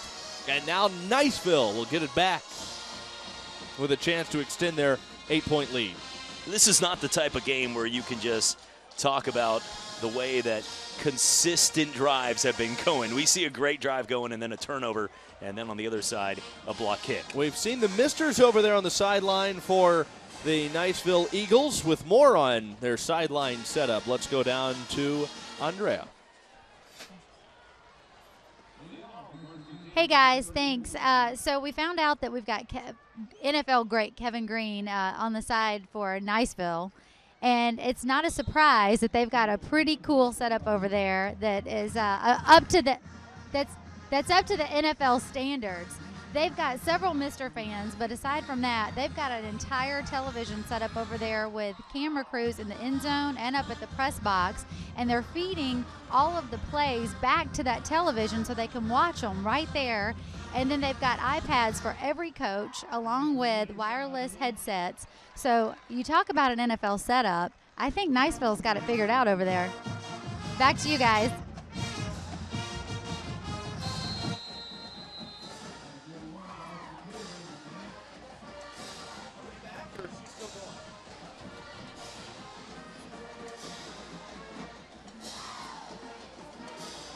Romeo Finley is the injured Niceville player being looked at over there.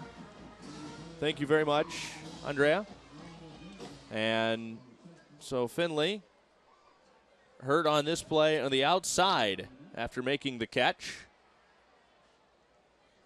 Looks like, he was reaching right away for that left leg. Well, he's in a lot of pain. You hope that maybe he just kind of twisted an ankle there and it's nothing serious.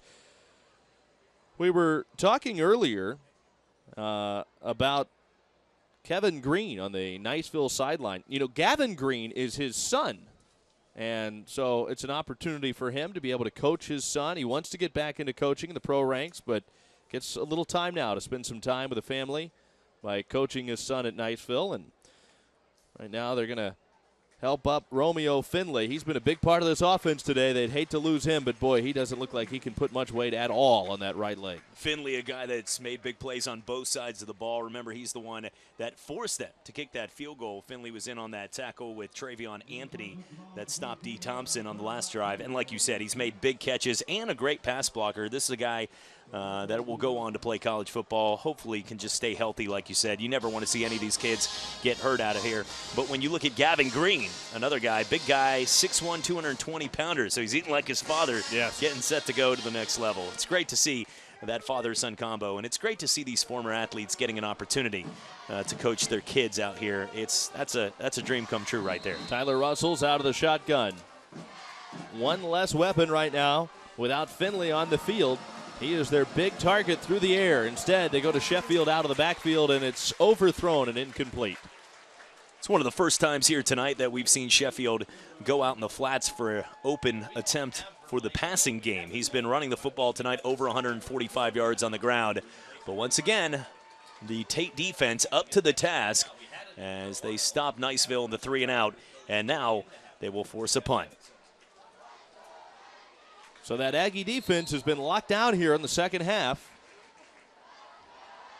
Niceville's been trying to extend their lead to a couple of scores, but the Aggies have not allowed them to do so. Aggies going for the punt block, but they get it away.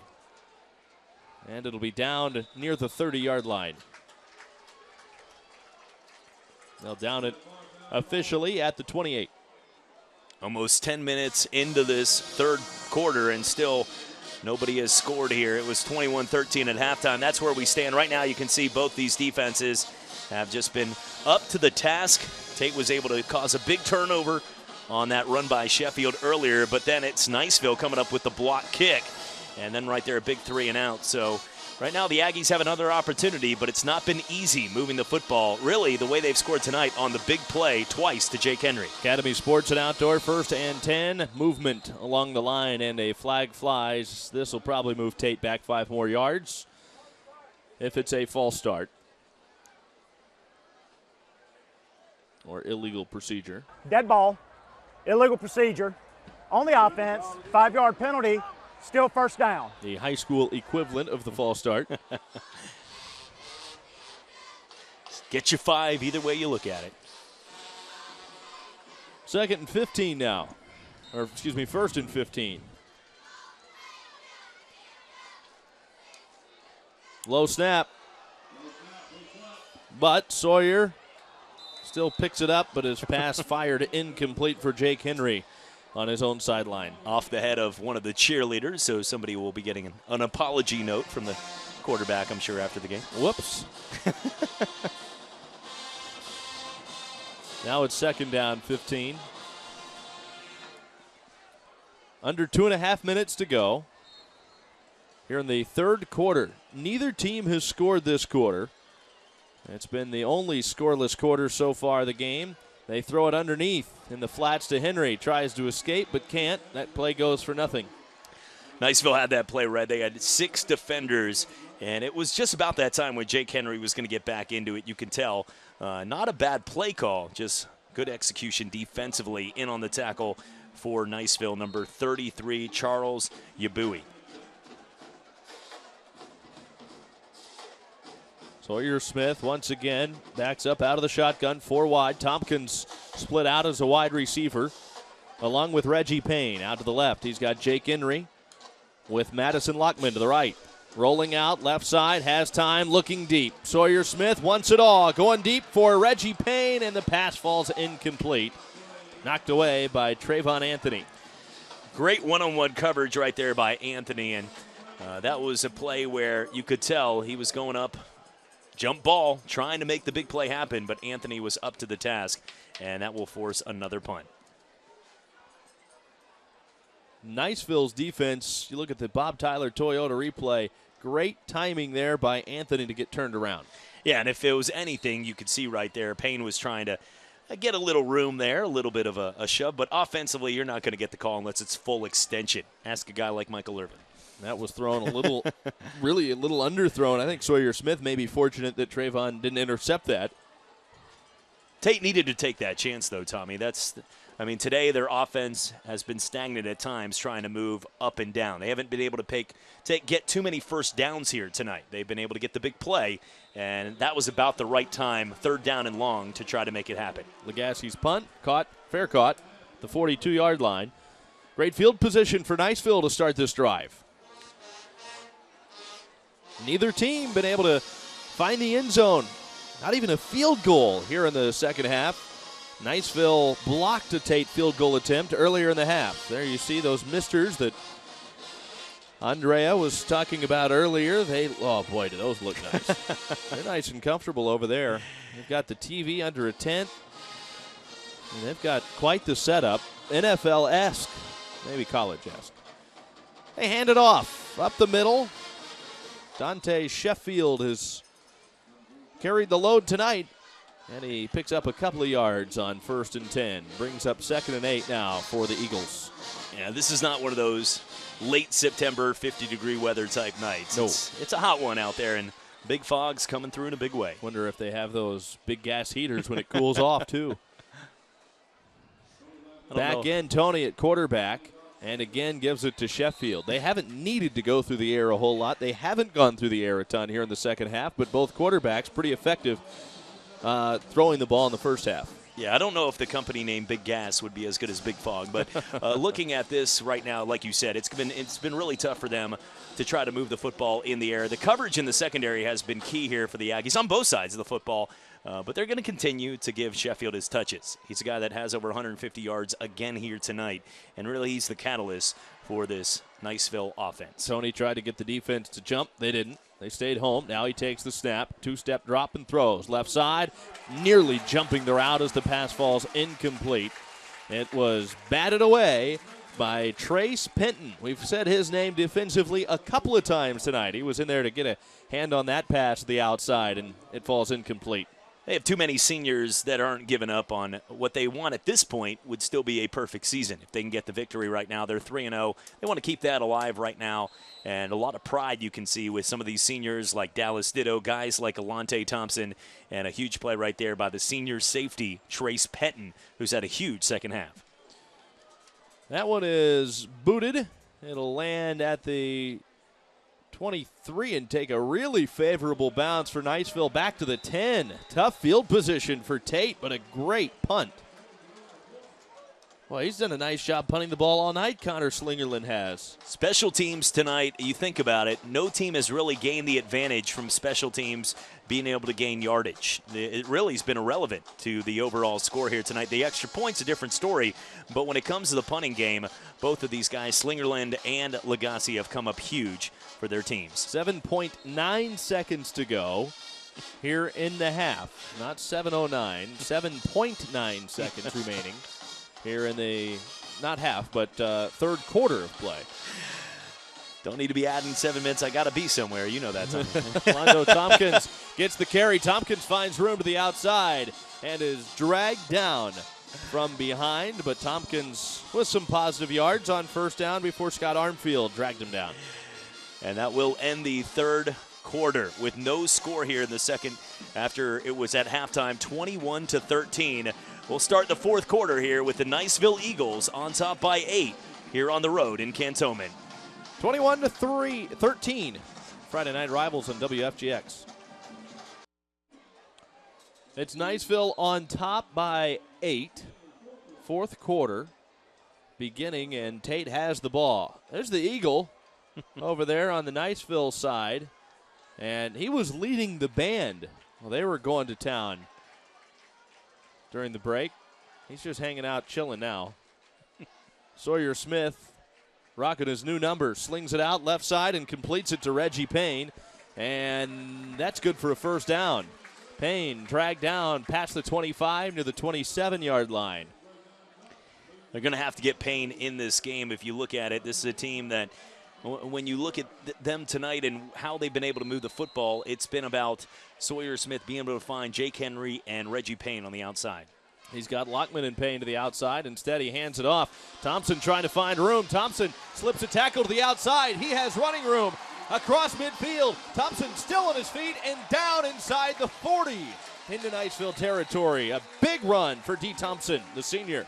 Nice play there by Thompson, picking up 40 yards and bruising his way to pick up an extra 10 after contact. You can see a great hole on the outside and great vision, able to break a tackle there from Romeo Finley, who had that ankle injury earlier. And you could see coming around the back field was Scott Armfield trying to get his arm in there on the tackle, but Thompson too strong and physical and picking up an extra 15 down the field. Was similar to some of the runs we've seen from Dante Sheffield tonight. That's huge for a Tate team that only had 20 yards on the ground all night before that run. Sawyer Smith now to Alante Tompkins, who keeps it on the ground and picks up about 5 yards on this first down play.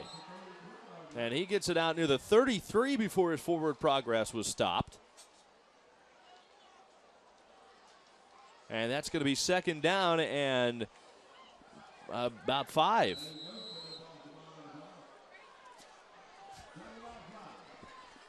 So it's 2nd and 5. Back to D. Thompson on the ground. Thompson explodes through and has the first down. Dives past the 25 to the 24-yard line. One guy to beat there, Travion Anthony, the free safety, with a shoestring tackle, or that would have been 6 of the house, and that picks up an Academy Sports and Outdoors 1st and 10 here for the Aggies. And the Aggies would probably go for 2 if they're able to get to the end zone, but first things first. It is 1st and 10. Yeah, they're definitely going to go for 2. In this. Sawyer Smith hands it off, but flags fly, and the play is blown dead. D. Thompson was hit anyways, and is helped up by Alando Tompkins.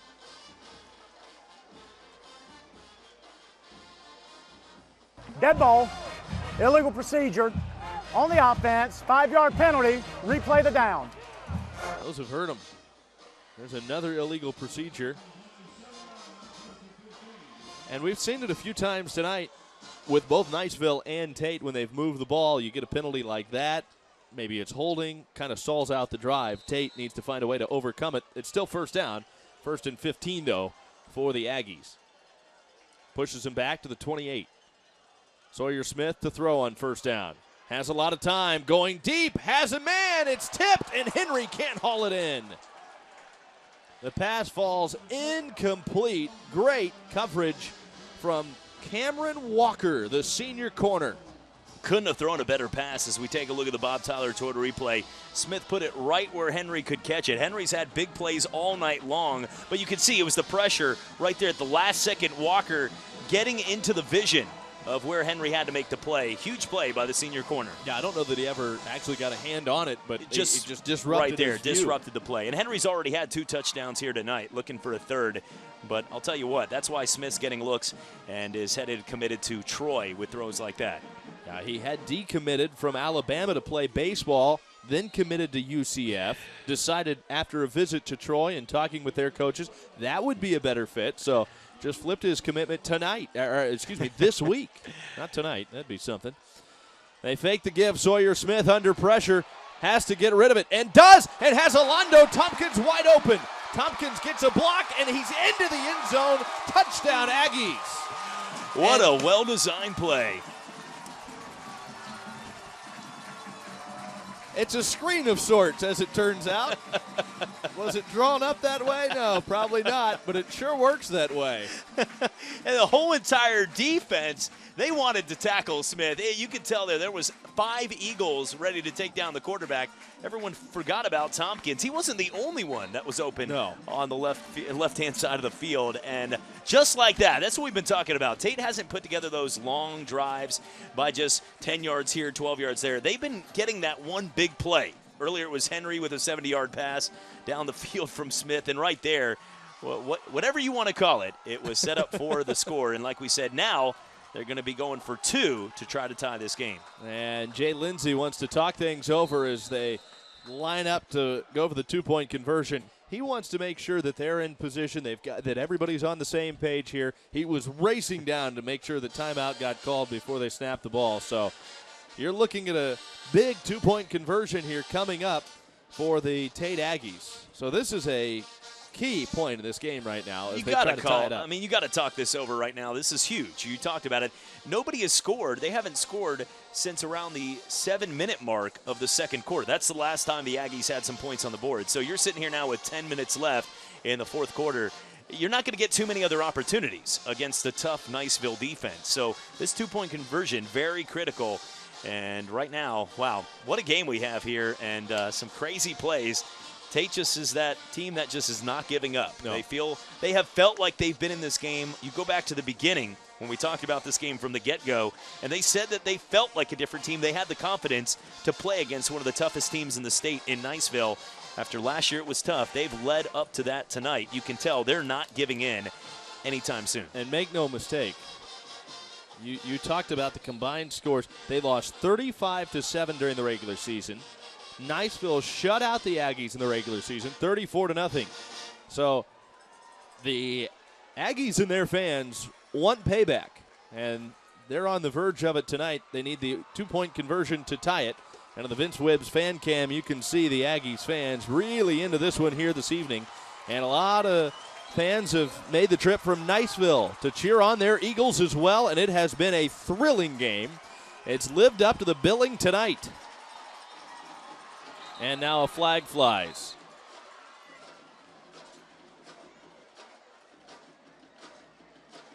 Boy, if this is on, boy, and you know Jay Lindsay's not going to be happy about the illegal procedure there right after they talked over what they were going to do. That's one of the reasons you call the timeout. At the same time, though, it's not the end of the world for a team that you expect. By the design of the play, they were 4 wide. It looked like they were going to throw the football. So, Tommy, in this case right now, sometimes quarterbacks like to have more room for your receivers to move. When you congest the area with 11 guys out there on defense, it's harder to get that route. So right now, even though it's a 5-yard penalty, you expect them to pass the football anyway. It doesn't hurt them as bad. Their receivers like Payne will have more room to work with. Sawyer Smith out of the shotgun. Both Thompson and Tompkins are in the backfield.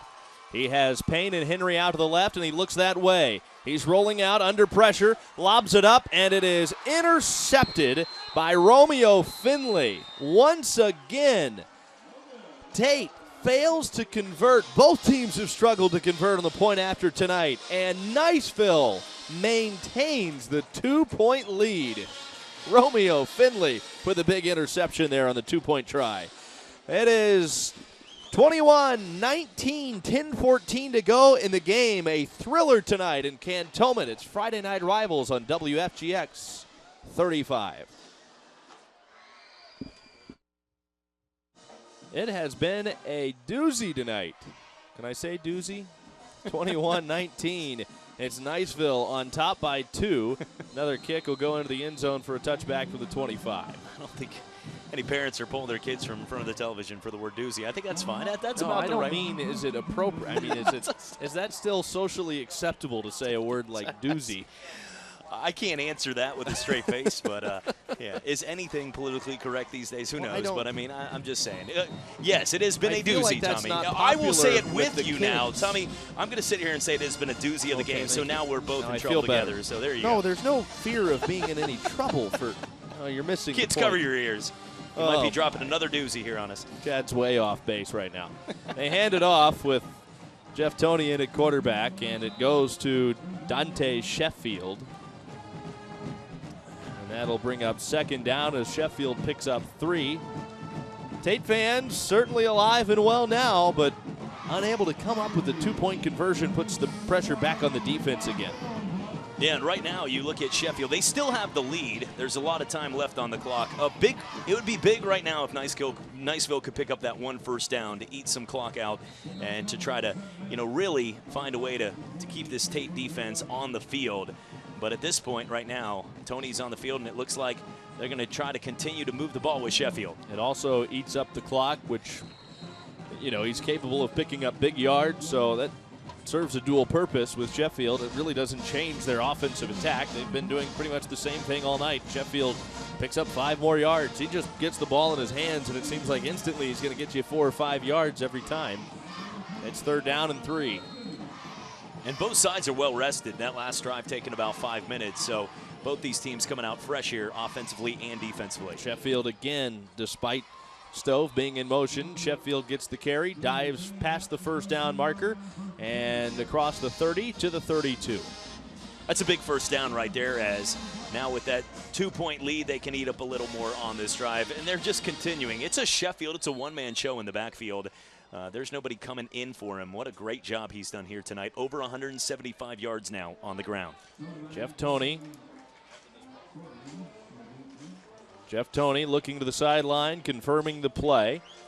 He's out of the shotgun. Both quarterbacks have been out of the shotgun all night. Stacked receivers to each side. Toney again. Sheffield on the ground, tripped in the backfield, maybe lost a yard on the play. Both Tompkins in there, along with Logan McGuffey to make the stop. Good job up front, as you said, McGuffey, Thompson, and Caleb Campbell, big number 63, coming in there with a nice stop inside. But this has been a team that, now what you've done, though, by running it with a guy like Sheffield, 5 straight plays, it can set up a chance now where you can go downfield. Toney does go downfield, and it's incomplete on 2nd and 11. Let's send it downstairs to Andrea. What do you got for us? Hey guys, it is not just a battle on the football field, it is also a battle in the stands of the bands, that is. So we've got the Niceville band that is completely mic'd, and they even brought their speakers out. And then of course behind us we've got Tate's awesome band, who's quite loud as well. So it's interesting down here as we have the battle of the bands. Back to you guys. All right, thanks. They're both really good bands. We talked about it a little bit in halftime. Both have been nationally recognized, and Niceville trying to get Tate to jump off sides. They wouldn't do it. It's third down and 11 here for the Eagles. And this might be a delay of game.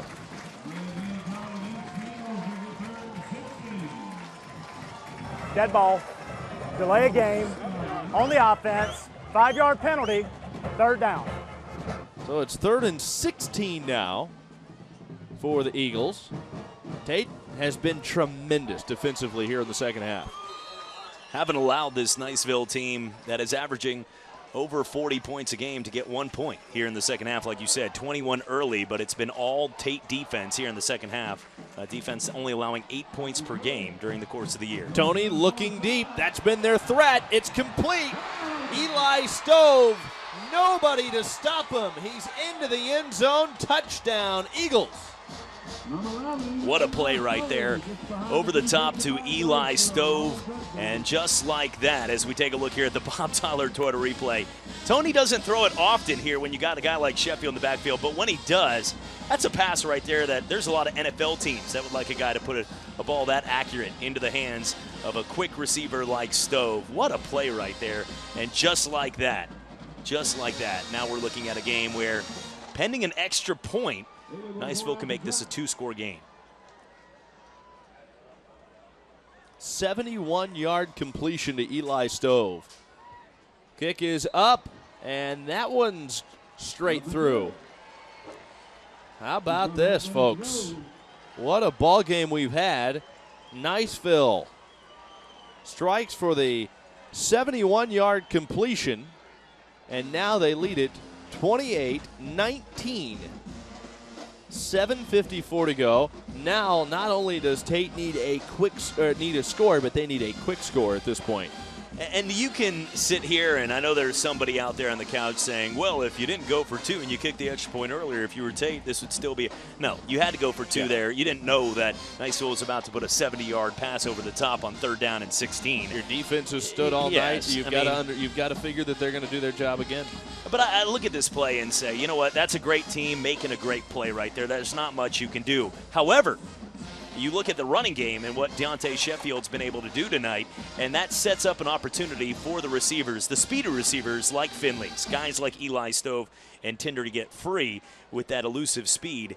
The running game sets up the passing attack, and it's been done to perfection here tonight by this well-balanced, well-oiled machine for this Niceville offense. Connor Slingerland's done a nice job kicking for the Eagles tonight. Did miss a 50-yard field goal and missed an extra point earlier in the game, but he's done a tremendous job kicking into the end zone and has not allowed the Aggies to return all night, but that'll change here. Alondo Tompkins brings it out. Tompkins has room. Tompkins is free. Across the 40. Beats Slingerland. One man to beat. Tompkins down the sideline. Escapes. He's in. 99 yards for Alondo Tompkins. That's a quick answer for the Aggies. Unreal play. And at the end, as we take a look here at the Bob Tyler Tour replay, we were just talking about it about 5 minutes ago, how special teams has really been irrelevant to the scoreboard. And then guess who? Alondo Tompkins, a wall perfectly designed right there up front by Tate. And one guy to beat, he thinks. And then down the field, a nice broken tackle from Jordan Tinder. And into the end zone just like that in a game where it looks like Niceville finally has taken command with a two-possession lead. Now we're just an extra point away from making it back to 2. How about that? 95 yards, not 99, Wow. 95 yards. I thought he brought it out from the 1. Give him the 4, Tommy. Come on. And the kick blocked.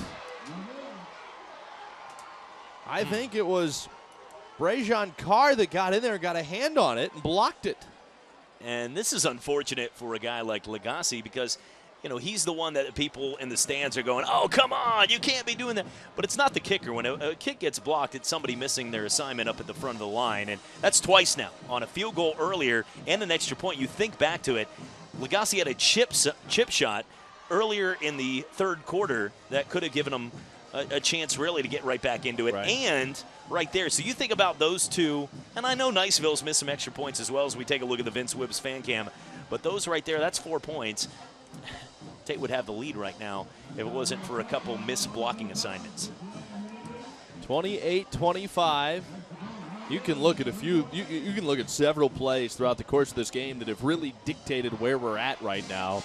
You talk about the missed, the blocked field goal earlier in the game. You can also look at all the missed opportunities on conversions by both of these teams today. That have, I mean, it's really been a wild game all around tonight. There's going to be a lot of people Saturday morning getting their blood pressure checked on both these sidelines because I'll tell you what, the emotional level, think about it. You just had a 70-yard pass for a touchdown, then an extra point that was really close. Then you have a 95, let's say 99 for the point of for the thrill here, back to the house. Then you have a missed extra point. It's like, woo! It's like one of those roller coasters. Right. You get to the peak and then back down, back to the peak.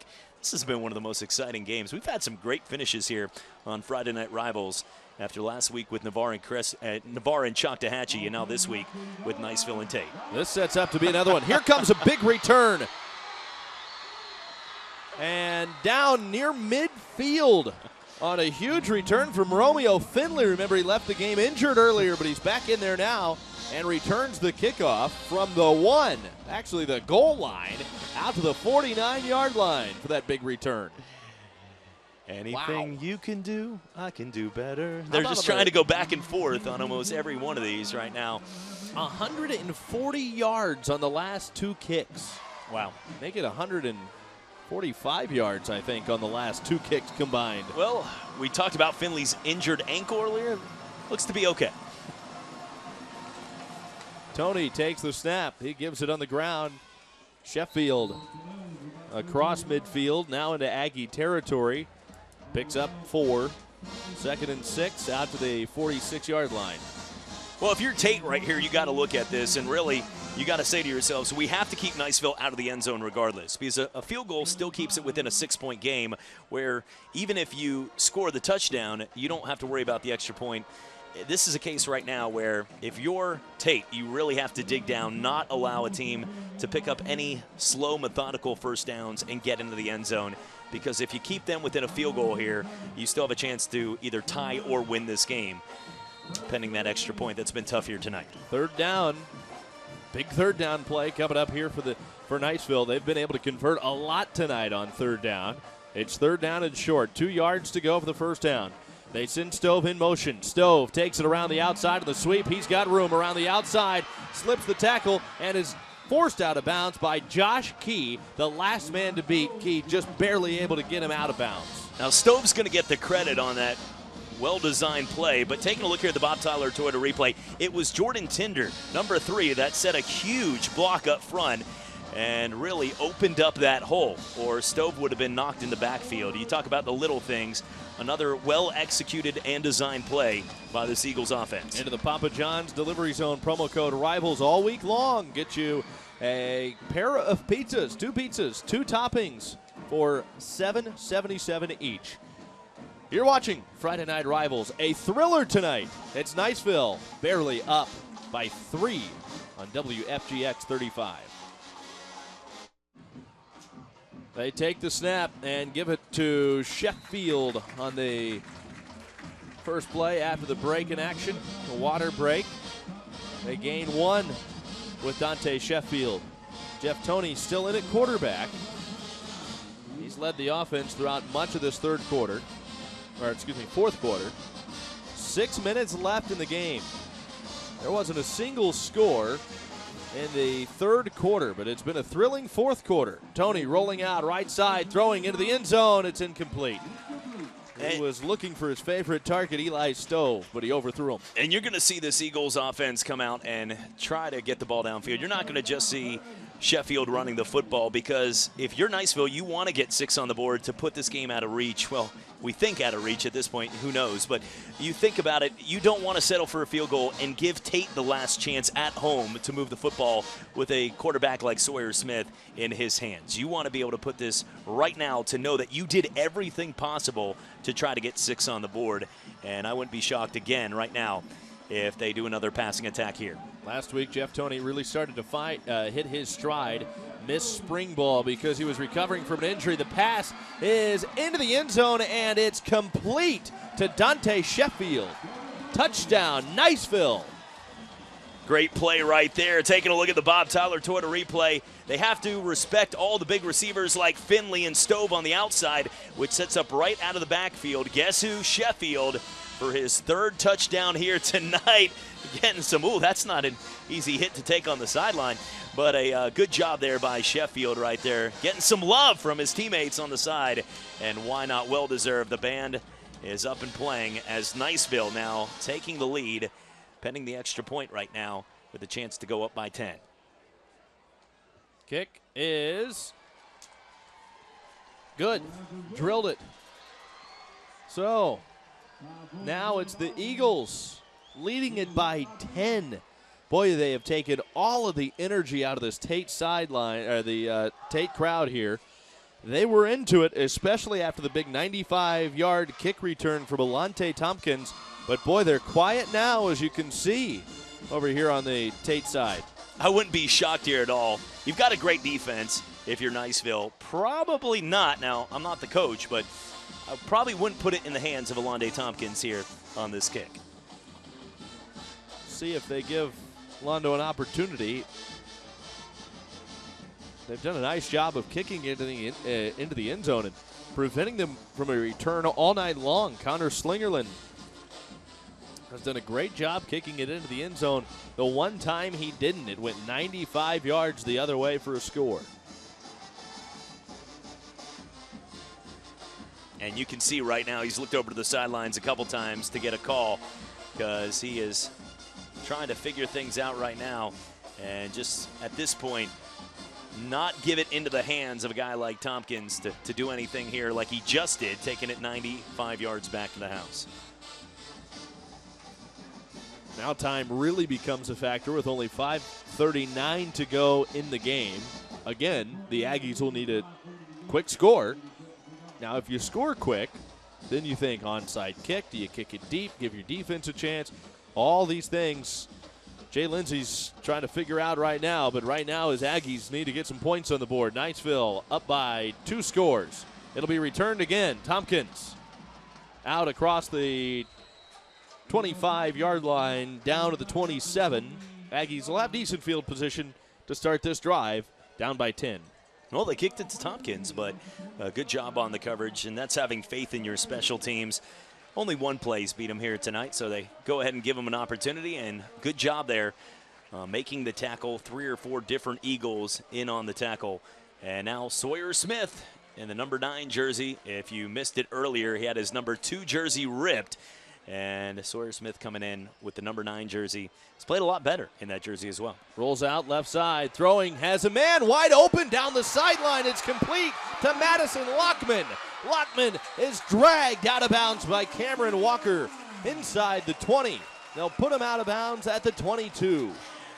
Wow, what a big play here on the Bob Tyler Toyota replay. Scrambling out, another great job by the offensive line. And two, you can see right there, two defensive players for Niceville, Brajon Carr and number 23, Scott Armfield. Both fell. They actually ran into each other there, which gave Madison Lockman, the senior wide receiver, an opportunity for his first catch here tonight.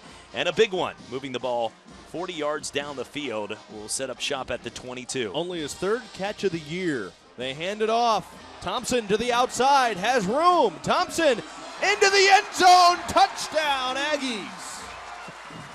Again, the big strike. Another quick score for the Aggies. A little bit different here in the fourth quarter than the third. We didn't get 1 point in the third quarter. They're back and forth. They're scoring within 15 seconds of each other here. What a great run. Just pounding it down the field. D. Thompson, the big 6'2", 230-pound bruiser, getting to the end zone for 6. And just like that, wow, what a game. Oh, my. Extra point now to make it a 3-point game. Extra points have been big tonight. Evan Legassi. He's a good kicker. Makes them from 57 yards in practice, but he's had trouble tonight. This one wasn't pretty, but he got it through.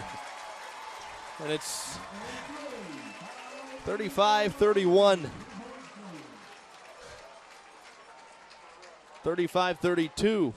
Excuse me, 3-point game now with the Aggies trailing. It's hard to keep up with all the points right now. This is, wow, this is incredible. We were just talking about, you're breaking down whether or not how are they going to get the ball and would they have to kick onside. When you score in 15 seconds, you don't have to worry about that.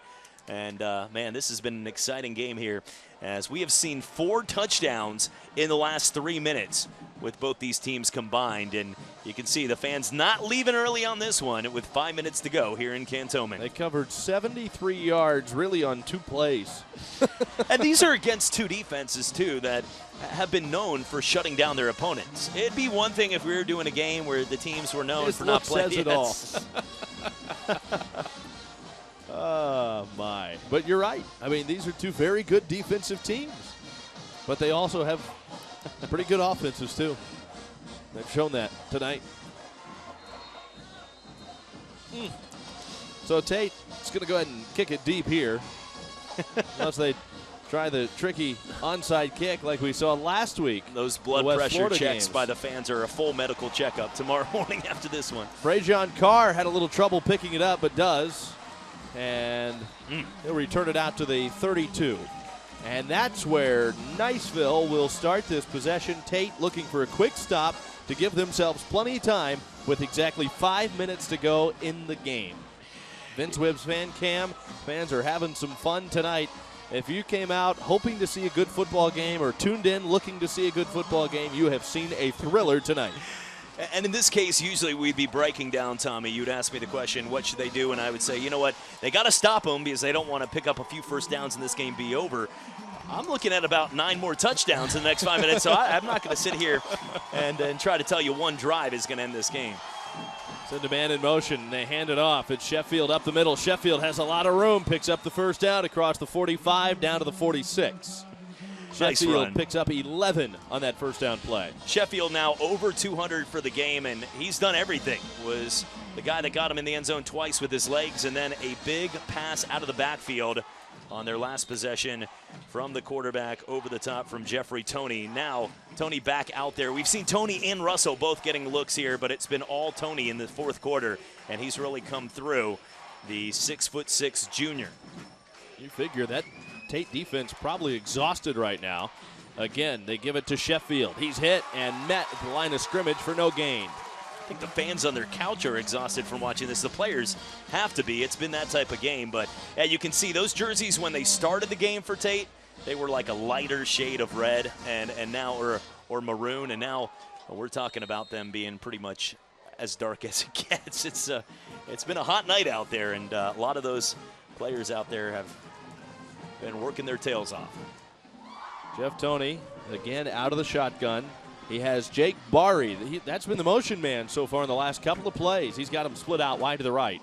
Again, Bari's in motion. This time, Bari gets the give on the outside. Bari slips a tackle, is hit at midfield, gets forward for a couple of more yards, and it's going to bring up third down and about 4 to go, maybe 5, after picking up 5 yards on that second down play. We'll call it 4, a gain of 6 for Bari. Well, to get back into the realistic realm of football here, if they pick up this first down, it could eat at least another couple minutes off the clock, and with 2 timeouts left, you got to think about it right now. You got to dig down and stop them. So if you're Niceville here, this is a tough play call because you got to trust your offensive line up front, but you have to. This third down is huge. You don't want to punt and give the ball back, and they're going to be throwing it. Wants to throw left side. It is incomplete. I wonder if Dalston DeCou got up and got a hand on that and deflected that pass to the outside as it falls incomplete. And it brings up 4th down. Yeah, DeCou did get a hand on that ball. What a great defensive play right there, and did a good job in coverage. And now this is the only option you have. You got to trust your defense. Even though they've had a couple mistakes here in the 4th quarter, you've got to pin them back and trust your defense that's gotten you here all season long to be able to stop this tough Aggies team here on the road. But what a game. It's a low snap. The kick is blocked. The punt is blocked. It's down inside the 19, and it rolls out of bounds at the 17-yard line. Tate will get the ball back in tremendous field position. It was a low snap, which gave the defense time to get in there and get a hand on it and block the punt. Tyler Hamlin was the first one in on the block, and then Alante Thompson smartly letting the ball go out of bounds, because we saw that last week when Navarre was playing against Choctawhatchee. The guy tried to jump on the football, fumbled it, and gave it right back to the other team. So Thompson doing a good job right there, letting the ball go out of bounds, but coming through special teams again.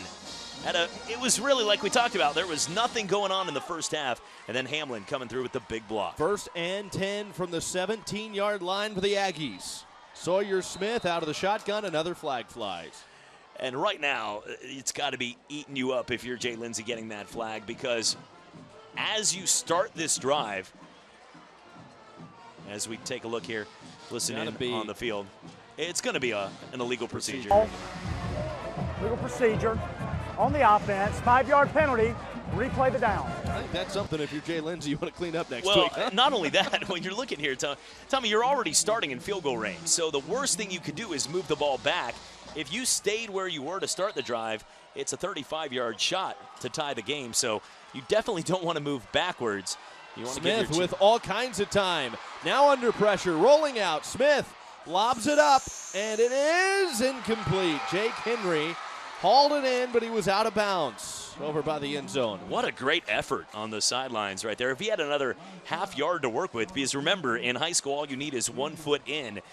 But you can see right here, this was a play where these guys have been on the same page all night long. Already 2 touchdowns. Smith was just throwing it to the corner of the end zone. Good idea as Henry was open, but just out of his reach. Ooh, inches. 2nd down, 15 to go.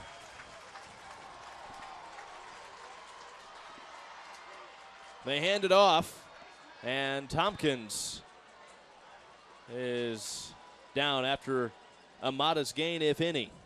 It'll bring up 3rd and 15. And this is a spot right here where if they don't pick up any more yards at the 23, you're looking at a 40-yard field goal. Lagasse has the leg for it, but he's already had 2 blocked here tonight and missed a couple extra points. So right now, you know the Aggies, even though you would love to get a tie. If you can go to overtime, you got to look and say thank you for this type of game tonight to even be in it. But they want the win right here, take the wind out of the sails. This is a huge possession, and expect this Tate team to be going down the field. A little miscommunication, though, here with a few seconds left on the play clock.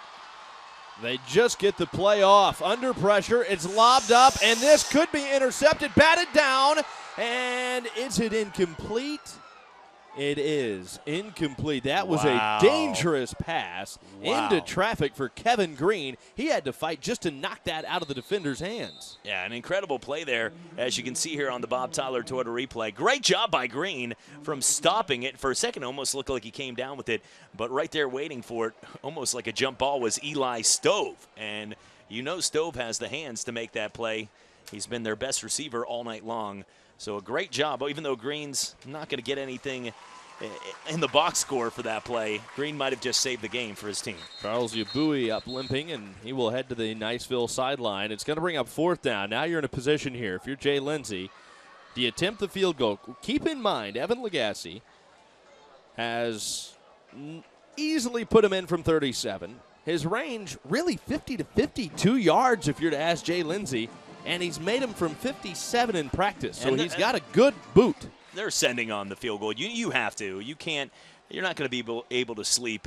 Remember, this is 4th down and about 14. That's not easy for anyone to pick up, especially against a tough defense. You got to trust your field goal game. This is a team that they've had their problems here tonight, but Tommy, you work on it daily in practice. It's something that gets overlooked, but you know, when your team's out there running 2 hours worth of drills, your kickers are out there kicking for 2 hours. So, you know, give them his shot. And this time it looks like Niceville wants the timeout. They're going to try to ice Evan Lagasse here. 1:55 to go in this game. And right now, Tate is a field goal away. It's going to be about a 35-yard field goal here for the Aggies, give or take.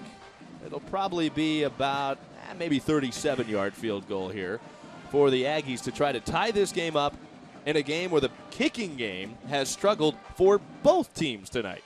You work an 8 to 6 shift Monday through Friday. You might have gone home. You take a few second nap. You wake back up and you realize that we have just had a block kick, a kick return, a 70-yard touchdown pass, a 40-yard touchdown run, another kick return touchdown, and a block kick in the last 6 minutes. This has been one of the most exciting. This has been one of the most exciting. I'm going back tomorrow to watch this game on replay, not to listen to us talk, just to watch this incredible game. Let's see what we missed. It'll be a 39-yard field goal attempt for Evan Lagasse. Long snapper. Good kick. It is through. He drilled it. Lagasse good from 39, and we are tied at 35. What a wild game tonight. Look at that. Center cut right through the uprights. Hooking left, but he snuck it in. Lagasse drilled it. That's pressure right there. He's had a bad night, didn't get down on himself, believed, confident in the kick, and now we're all tied with 1:49 left, which seems like an eternity at this point. Penalty flag will negate the field goal. Wow. They're going to take the field goal off the board and say that there was another illegal procedure. And Tate is going to have to re-kick it. Wow. Ooh, that's a tough one right there. And Jay Lindsey, understandably so, is beside himself. You know, you want to be angry right now. I'm trying to take a look here. I don't see anywhere that really stands out. I don't see a flag being thrown either. But you know, this is not a time where you need to freak out because you got to keep your composure and do it again. So 44-yard field goal now, and Jay Lindsey racing out there calls the timeout. Actually bumps into the ref down there, and he's obviously, like you said, he's not happy right now. You can see him in the bottom right-hand corner of the screen, but this is a tough dilemma when you're a coaching staff because right now you just want to be out there like you're in a Royal Rumble of WWE getting angry right now. But at the same time, you've got to settle things down, and you still have a chance to kick it through. But tough break. Yeah, I mean, I don't know how many procedure penalties we've seen, but it seems like there have been countless on the Aggies tonight. I mean, I want to say, if I were to ballpark, I'd say around 5 or 6 tonight on the Aggies alone. You know, and we've seen thousands of football games, Tommy. Usually on a kick, an illegal procedure, immediately the ref's coming in waving his hands, and we didn't see that at all. I mean, the kick was good. Everybody was celebrating, and that came in very late. The refs have done a great job here tonight. We're not sitting here. We're just calling, a spade here. But at the same time, this is not a game where usually, like you said, you see somebody immediately come running in and making that call. We usually blow the play dead. So now it is a 44-yard field goal attempt for Evan Lagasse. booted it through from 39. Good snap, good hold. The kick blocked. It is blocked. Niceville with a huge blocked kick. And the ball is rolling down inside the 5 where it comes to a stop. And Niceville pounces on it. And it is Romeo Finley that fell on the ball. And I think I heard Coach John Hicks of Niceville screaming all the way up here in the booth at Romeo Finley. Once he touched that ball, it was live. It's live and football. If Tate would have recovered, they would have got the ball first and goal at the 5. So Finley, they're talking over. You got the coaching staff right now coming out to talk to Finley, but a great job getting in. Once again, that's the 3rd block here tonight. I believe there's another flag down. It was number 47 for Niceville on the block. And, man, what a kick. And on the kicking team, be 15 yards from the end of the play. It's going to be a first down. Unsportsmanlike against the Aggies. Of course, they don't like it here. You know, I'm never going to sit here and condone any type of unsportsmanlike play, but here's the but here. But if you're going to get one, this seems like a pretty sweet scenario to do it. I didn't see what happened or who did it, but Jay Lindsay was over on the bench having a very stern conversation with Alondo Tompkins. That's just tough. You think about the game, the emotions of these kids, the way you fought back all night. The kicker's had already 2 blocked here tonight. He's one of the best in the area. He boots through a 40-yard kick. Everybody's celebrating. What a crazy – you were just down 10 points with 4 minutes to go in this game, and in a matter of a 2-minute span, you're able to come back and tie it. And then it's taken away. And then it's taken away from a call that we – didn't even see originally. The Nobody fans were already did. celebrating. The people were hugging each other. We went to the Vince Wibbs fan cam twice before they. I mean, that was the unusual part about it was how much time had passed before something was finally said that there was a penalty. And also, you know, like I said, I would love to go back. We have replay capabilities here. Not everybody does, watching the game on the sidelines. We saw it again. I didn't see anything. And I'm not saying it was the wrong call, but if you're going to make it, you've got to make it decisive, especially in a key moment like that. So now Tate's defense will really be tested. Still a little bit of time left, but a minute and a half. So they'll have to burn their timeouts, and they have only 1 left. They hand it off up the middle. And they will pretty much give the Aggies a steady diet of Dante Sheffield here. He picks up 4 on the first down play. Brings up 2nd down. And 6 to go.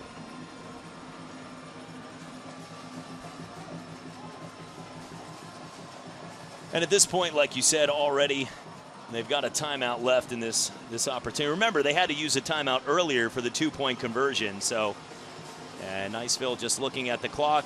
They will be able to run the football here one more time.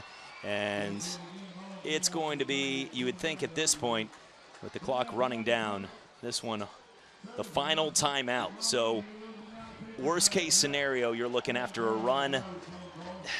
Tate's going to be able to get the ball back maybe with 5 seconds left. So now you have Niceville in a situation where they can run out the clock.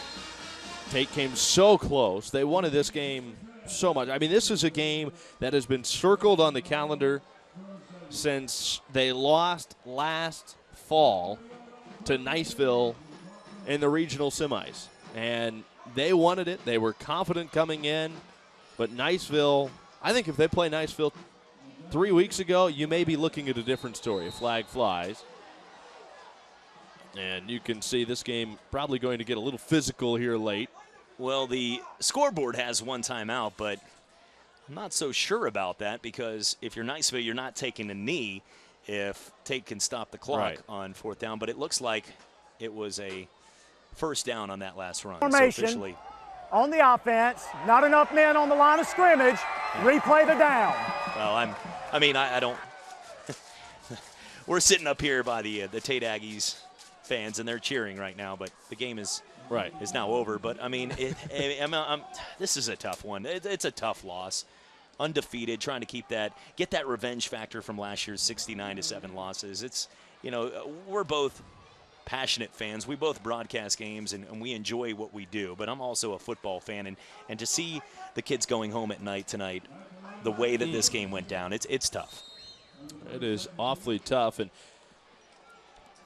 I didn't see either team really upset. It wasn't like somebody thought that there was a penalty that wasn't called. I mean, it's such an odd play. There's the victory formation. A little pushing and shoving going on here. As they down it. And now they'll run out the clock. That'll pretty well do it. So Niceville is going to win this one 35-32. The Eagles hold on. In 2 years of doing Friday Night Rivals, the most wild game we have had. And it's the Niceville Eagles that prevail tonight over the Tate Aggies in a hard-fought game. And, boy, you're right. This is a awfully tough one to swallow if you're the Aggies. Let's look at the positives of this game. An incredible football game, and Niceville now moving to 4-1, and a key win, a huge win right there. They are looking good. Sheffield is looking amazing. We'll be giving away our MVPs coming up, and I'll tell you what, Sheffield's name at the top of that list. Looking at guys on the other side, Tate, though, you learned a lot about this team, because even though you want to keep that undefeated streak alive, Tommy, at this point, being able to show how good you can be and fight back against one of the toughest teams, not only in the area but in the state, showed so much about how much this team wants to win, and they gave their fans all they could here tonight. You have two of the top two teams going head-to-head in the state. You expect a game like this. It was a fun one. Niceville comes out on top. They win it by 3. We'll be back with a post-game report on Friday Night Rivals here on WFGX 35.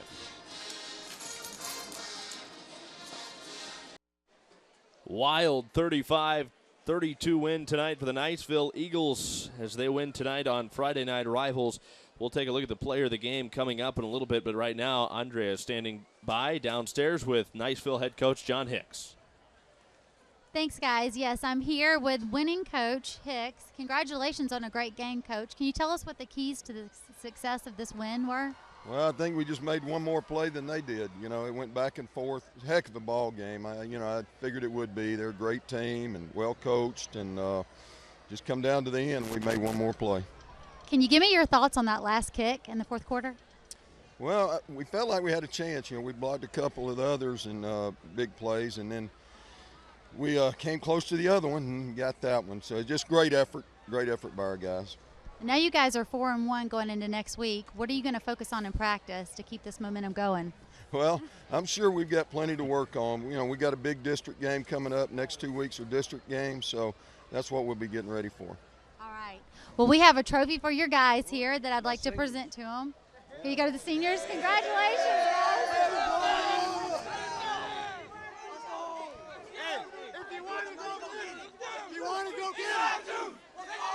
All right, guys, back to you. All right, thanks so much. What a wild one it was tonight. And it's the Niceville Eagles that come out on top here this evening. And, Chad, you look at this game, certainly wild, but you got to name a player of the game tonight. And I don't think there's really any question. Dante Sheffield, certainly that guy. 41 carries tonight. Had a couple of touchdowns, not only on the ground, but also through the air. Our Hill Kelly Dodge Chrysler Jeep Ram player of the game. And this was a play, one of his 4 big plays right there. Sheffield able to do everything for this team. 41 carries tonight. He was a guy that just was amazing all night long. And if it wasn't for him, he gave the defense time to rest and came through in so many different ways. What a game there by Sheffield. Fun one tonight. It's Niceville that comes out on top. Next week we'll be back in Navarre. A big district matchup between Pace and Navarre. Battle of District 2, 6A next week. Should be a fun one. Don't forget Prep Football Final coming up at 11 on Channel 3. Dan Shugart, Steve Nissim will take you around all the area's games. My thanks to Andrea Farrell on the sidelines for Chad Brillante, Jack Canavan of the truck, and Daniel Hemme. This is Tommy Thrall saying thanks for listening, and we'll talk to you again next week. So long.